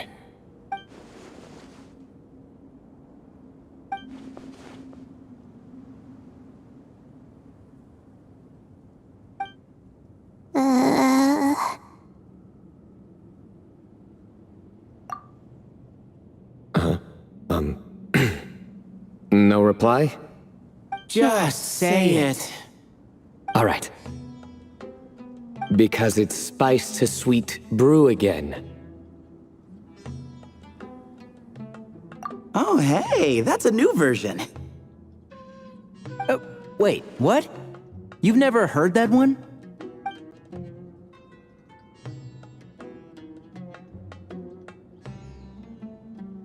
What are you looking for? A place to sit and read my book.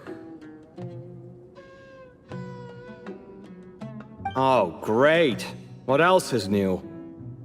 Well, looks like everyone made it through unscathed. Let's take this chance to get some water, rest a bit, and discuss what we learned. Sound good?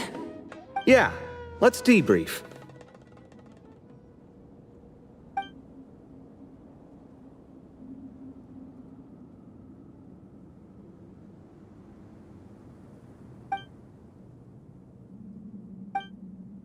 Okay, so we all learned a lot, but it feels like we ended up with even more questions. Yeah, but one thing's for sure. This place is tied to the Ibis King in some way. Hey, Sino. You're the current representative of Hermanubis. Can you call him up for a sec?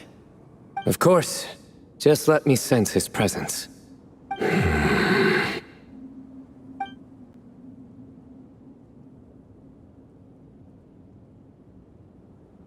Just kidding. I can't sense him at all.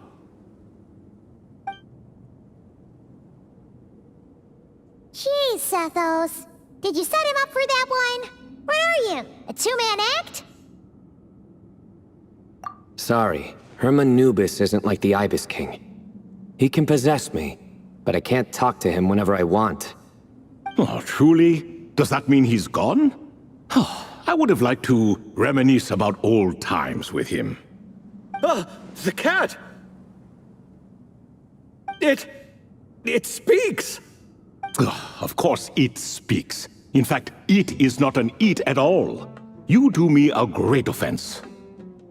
My apologies. Esteemed cats, sir?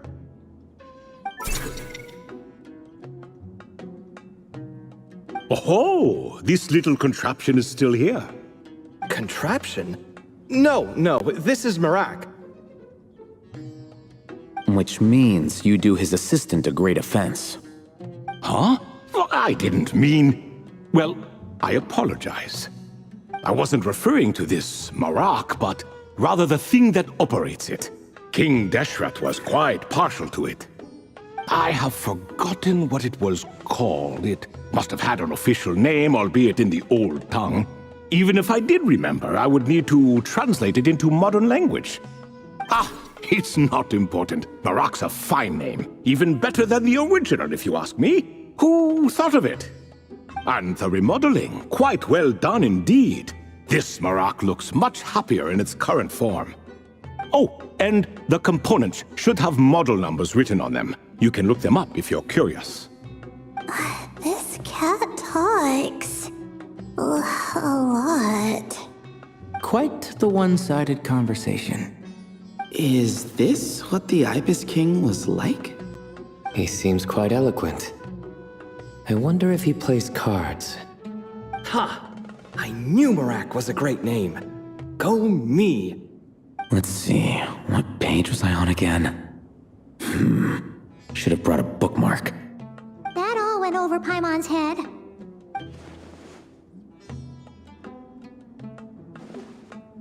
Hello indeed. For you to know my name. Yes, I was not mistaken. You are special among your companions. But you are all guests. It is only proper to invite you in. Come then. This way.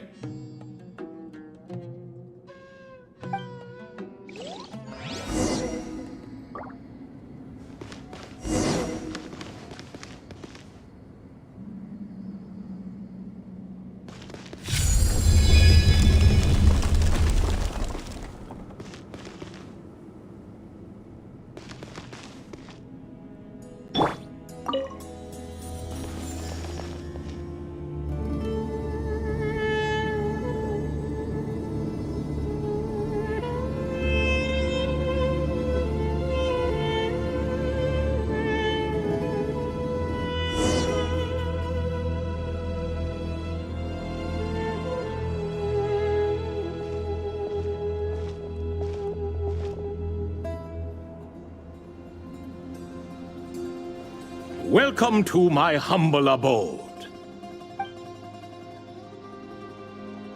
Oh, your house sure is spacious, Lord Ibis King. I fear it's not quite what it used to be. In fact, it has long ceased to be my home at all. It belongs to the descendants of the cats I once raised. Such adorable creatures, aren't they? Take the one I'm borrowing here, for instance. A chubby fellow with such lovely fur. Anyway, tradition dictates that a special guest such as yourself be presented with a gift.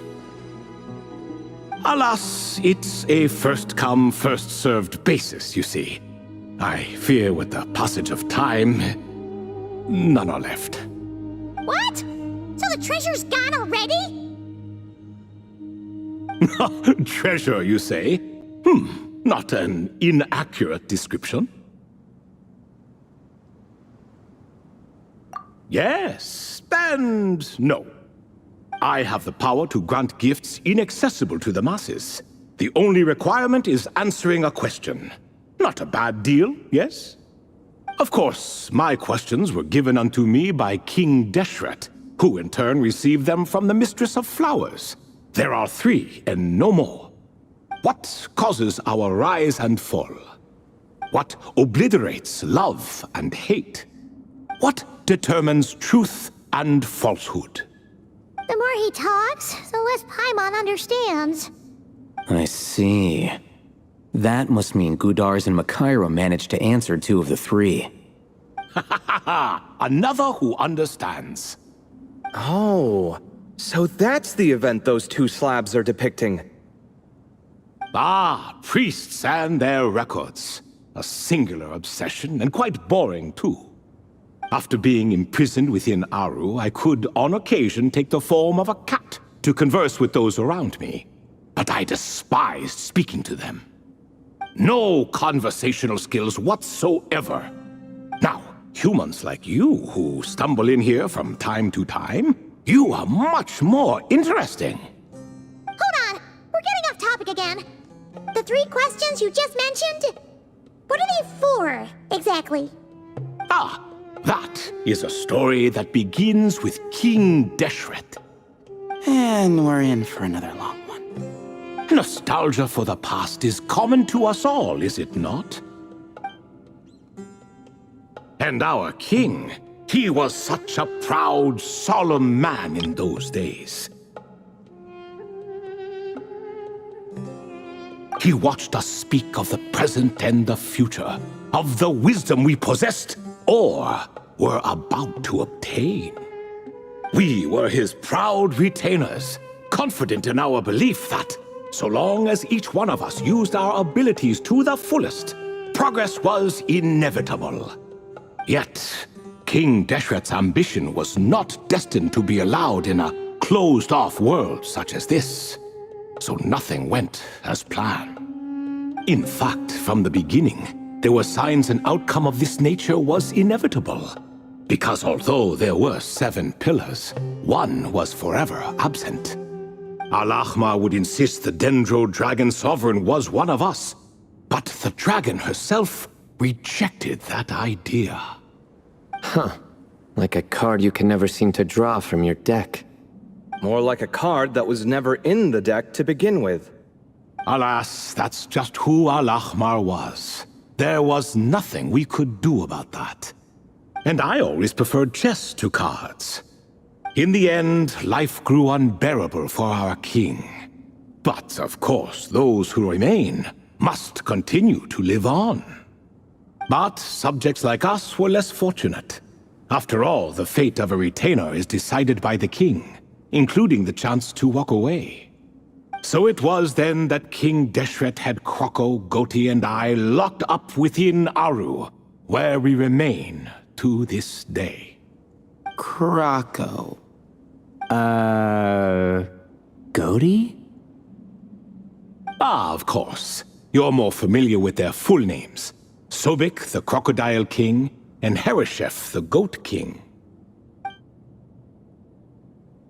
And let me tell you, when it comes to chess, Hereshef was a habitual backseat strategist, always spewing nonsense from the sidelines. Well, Sobek was all too quick to take his terrible advice, to the point where I was the one who got accused of cheating.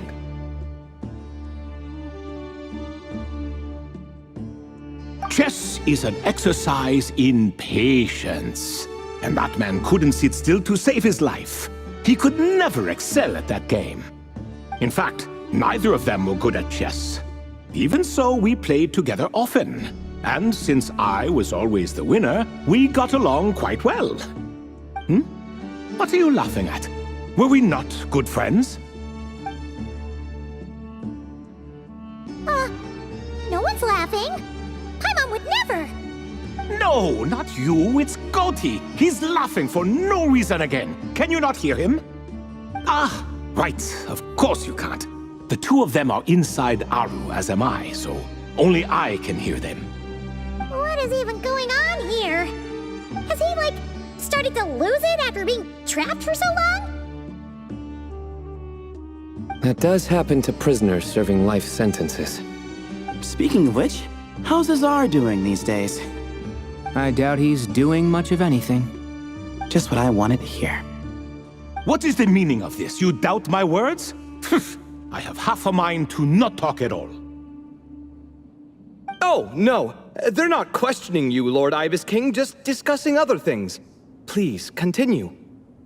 In that case, where were we? Getting to the part about the 3 questions. Hopefully. Ah yes, we're almost there. Before I entered Aru, King Deshret said I could be released from my eternal seal if I chose humans who could provide the correct answers to those 3 questions.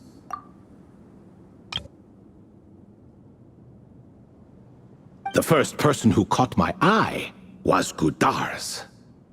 I asked him, "What causes our rise and fall?" He answered, "Conspiracy and betrayal, for it renders the righteous and wise unable to succeed, and thus nations fall." I found his answer quite interesting, so I bestowed upon him the power to deceive. The second human I chose was Makaira. I asked her, "What obliterates love and hate?" She said unto me, "I have nothing left to lose. Vengeance alone can quench both love and hate." I found this to be another fascinating response, so I granted her the power to be loved. But both of them ended up... Now then, young one, riddle me this. Did their answers point to this fate, or was it the power I bestowed upon them that determined their end? I'm just an observer who doesn't understand their circumstances, so I can't answer. A clever reply. I do not wish to comment either. It is all in the past at this point. My only wish was for their answers to be acknowledged by King Deshret's rules, and bring me one step closer to freedom. As for the final person, her fate remains to be seen, so I will not reveal her name.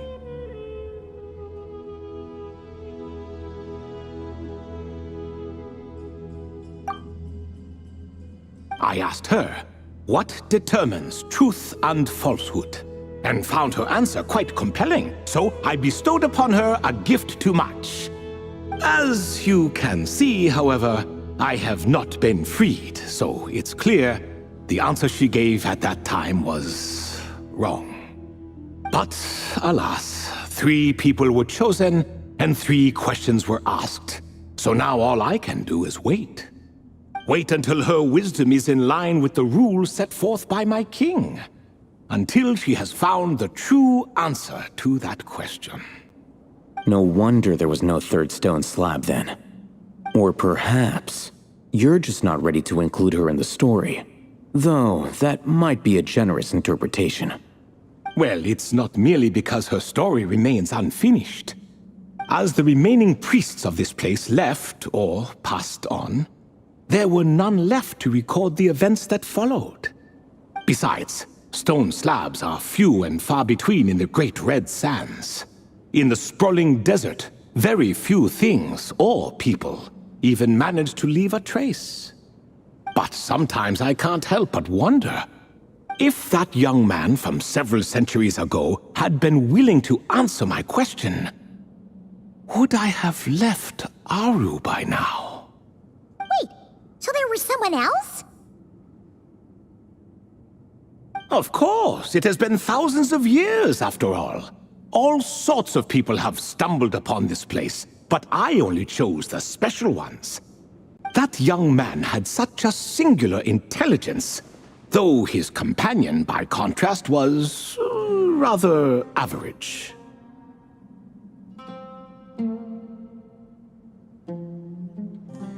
The author of those notes we found? The student named Zandik? Ah, yes, I think that was his name. In truth, I was unsure whether I should grant him my third remaining gift.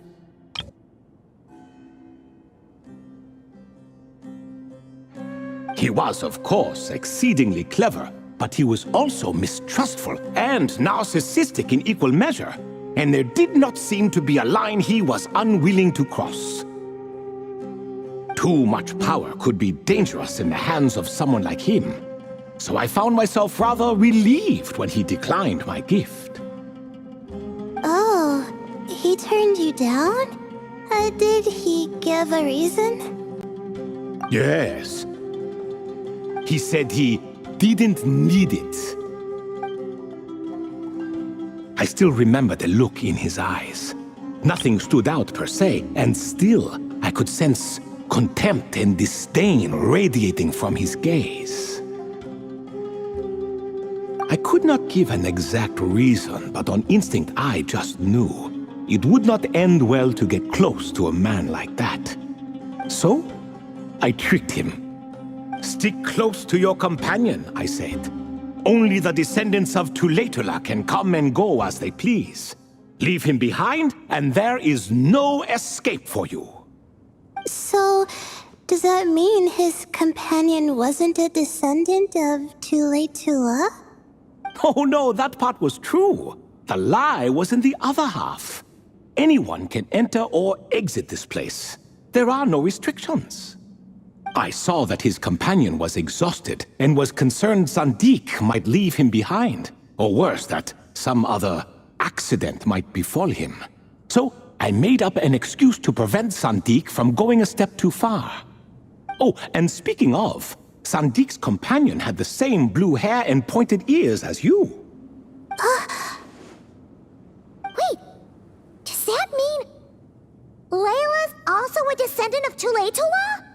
Indeed. When Hermanubis founded that city, he took in many who had nowhere else to go.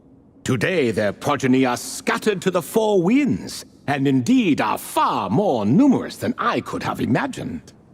So the person you protected could have been my ancestor. Yes, yes. You're very welcome for that. Could I ask another question, Lord Ibis King? Of course. I have nothing but time, I'm afraid. Did you also save me and a man named Jur? I did. You two were quite unlucky bumping into a device King Deshret once used to measure human brain power. That contact caused more knowledge than you could handle to flood into your minds. So I replaced that knowledge with simpler, repetitive information. Of course, the side effect being the same thought repeating over and over again in your mind, but that should resolve itself in time. How many moons are there in the sky? Yes, that was the phrase I used in your head. I forgot the other one, though. I believe it had something to do with food. Both were spur-of-the-moment decisions, so no need to dwell on the meaning too much. Oh, I see. Thank you, Lord Ibis King. As I said, young one, you are most welcome. If you're inclined to return the favor, perhaps you could turn off that device so no one else can trigger it? There's only so much a cat's paw can do, so I'm afraid this is something I must leave to you. Or Marak, I suppose. Oh, splendid! Another one bites the dust. Such is the fate of things here. Day by day, little by little, the remnants of ages past fade into obscurity. For that reason, the gifts of bygone eras, be they tied to your blood or technological in nature, are not to be revered. They are tools, nothing more. Disrespectful? I simply make the most of what I have. Besides, our king has been gone all these years. What good does it do to revere him now? Oh, are you talking to the Goat King again? No, Croco this time. He's pestering me for another game of chess. Says he wants to even the score. Wishful thinking, if you ask me. If we counted one push-up for every loss, he'd owe me 300,000 by now. Of course, that's just a rough estimate. I've never kept count. It appears that's something you like. Being someone unable to be defeated. I suppose so. All right then. Time for me to extend my winning streak, and for you all to head home.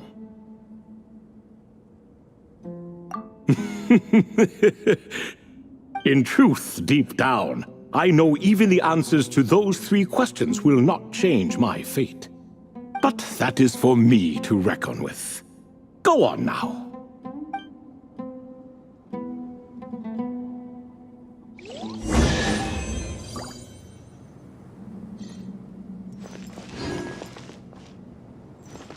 My guiding stars!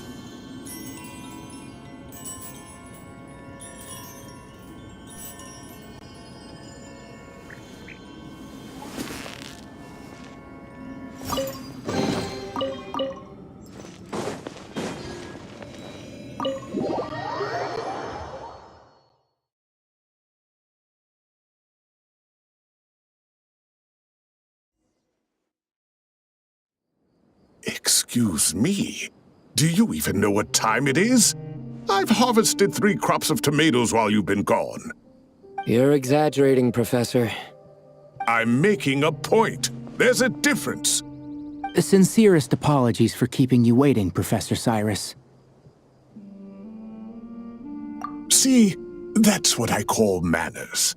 Now, are any of you hurt? Nope. It went way smoother than we expected, actually. I presume the investigation is complete then. Come, tell me all about it. Oh my, did you luck out? If you've read the work from the Vahumana Dashan, you would know that the Ibis King has, well, let's call it a mixed record. Perhaps he softened up a bit in his old age, and that's why he chose to help you. Or perhaps he just didn't have a good enough reason not to help us. See? Marak agrees. How do you even know that's what Marak meant? That could have just been a happy noise. In any case, there's a lot to be happy about. We figured out what happened to Layla and Jer, and there were some unexpected takeaways too. Yeah, I never expected to learn about my ancestry. I've always thought of myself as just an ordinary student. I never would have even considered something like that could be true. Come to think of it, our ancestors might even have been friends at some point. Huh? You're right. Maybe I should take a trip back home to see if I can find any records about that. Oh, I was just throwing that out there. I wouldn't want you to go to the trouble. It's fine. My advisor gave me a break, and I still have a few days left, so... Oh, wait. My study topic. I haven't made any progress at all. No. I need to focus on that instead. Right. Couldn't you help her, Professor? Huh? No, I could never. Me, you say? I'm from the Spatamar Darshan, and I don't think that Nephis or Zahahadi researched the stars. All I have to offer are my homegrown tomatoes. Although I suppose it's not impossible. I can ask a few old friends to recommend some interesting topics. You really don't have to. It sounds like a lot of work. Hardly. A few passing questions while we water the plants? It's no trouble at all. Thank you so much. Of course. Now it's getting late, and you all must be tired. Let's wrap things up here. Some say desert nights are the sun taking mercy on us after the heat of the day. So, let's leave while she still feels merciful.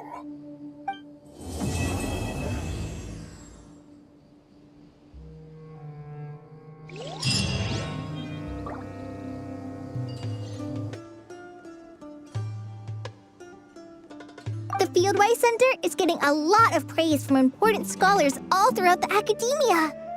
Soon, they'll send a team of specialists to take over the management of this place based on our recommendations. So, thank you for all the support. Wow, sounds like your hard work paid off, Kale.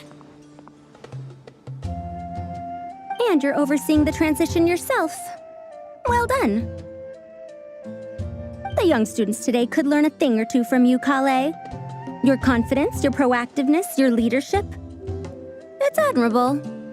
Not like some of the ones I teach. So focused on theses and research with no practical skills to speak of. To be honest, I don't feel all that confident. Being the go-between for all the different Darshans, coordinating everything, I still can't quite believe I managed it. Oh, but the Traveler and Paimon played a huge role in that too. I can't thank you both enough. Yeah, we're used to this kind of work. So for us, this was more like a super special camping trip with friends. You know, a few puzzles here, a little exercise there. It was super fun. Pretty much a piece of cake. Oh, man. Now Paimon's hungry. Hey, now that we're all done, why don't we go get some food to celebrate? Candace and I are 2 steps ahead of you. This way, everyone.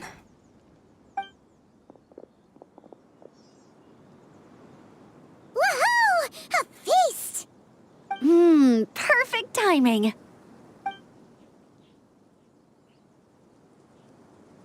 Oh, it's been a while since we've had such a delicious spread of dishes from Sumeru. Paimon feels like she could eat twice as much. No, 3 times as much as normal. Huh, is that a challenge? Careful what you wish for. We have your wallet to think about. It's been a while since I've had food from the desert region. It's nothing like I remember. Now this is the real deal. Everything I've tried before pales in comparison. That means a lot, Madame Farazan. If all the researchers who came to our village were so polite, we would have an occasion to offer feasts like this more often.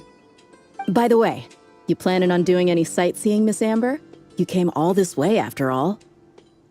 Oh, for sure. I hear that there's a forest full of gigantic trees northwest of Port Ormos, with trunks bigger than the entire width of the Good Hunter restaurant. I'd love to see it for myself. Oh, and I bet I could climb up and then glide down from the treetops. That sounds so fun! In that case, I'll give you some snacks to take with you. Like a dense cake or some dumplings. The wind's strong up there, so you don't want anything too crumbly. Oh, and you'll need a thicker water skin, so it doesn't break if it drops. Oh, dumplings sound great. So soft and chewy. Great thinking, Kale. As for the desert, I'd love to check out some of the ruins, like that giant one shaped like an hourglass. I'll just observe from a distance, though. Your ruins could be protected sites, so better to not barge in. Besides, there could be someone sleeping in there. I'm glad to hear that, Miss Amber. It's for the best. Your body won't be used to the desert environment, though, so traveling could be tough. You'll need to bring moisturizing ointment and essential oils for the skin. Honestly, though, helping set up the Fieldwise Center was the real highlight of this trip. And thanks to you, Kale, I got to make some new friends, too. So I couldn't be happier. Feel free to drop in on me in Mondstadt anytime. I'll show you the best our city has to offer. Don't mind if I do. I had some dandelion wine while I was in Fontaine, and man, that was the stuff. So sweet and fragrant, not a single bitter note in there at all.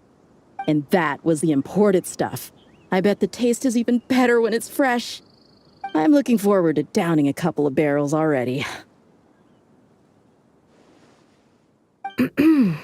It couldn't hurt to take a break from wine either. Those children gave you some hennaberry thorn powder, remember? You could make some tea. Come on, Candace. It's just a taste. The barrels aren't even that big. We're talking like 3 to 5 cups per, tops. And don't worry, I'd make sure to bring back souvenirs for everyone. Well, I've heard the Knights of Favonius library has quite the collection. I wonder if there are tomes that approach engineering from a different angle. Could be worth perusing. I'm not sure about the exact number, but the library's pretty huge, all right. What kind of books are you interested in, Madame Farzan? I can write them down and have Lisa get them ready for you. Either way, just leave your Mondstadt travel plans to me. Lisa? Lisa Mincy? Cyrus's prize student who he never stops bragging about? So that's where she's hiding. Ah, this is kind of nice, isn't it? Friends of ours meeting other friends of ours, then becoming friends in their own right. Yeah, maybe we should start introducing our friends to each other. Paimon can think of a few who might get along. Huh, not a bad idea, right? Just imagine all the fun we could have!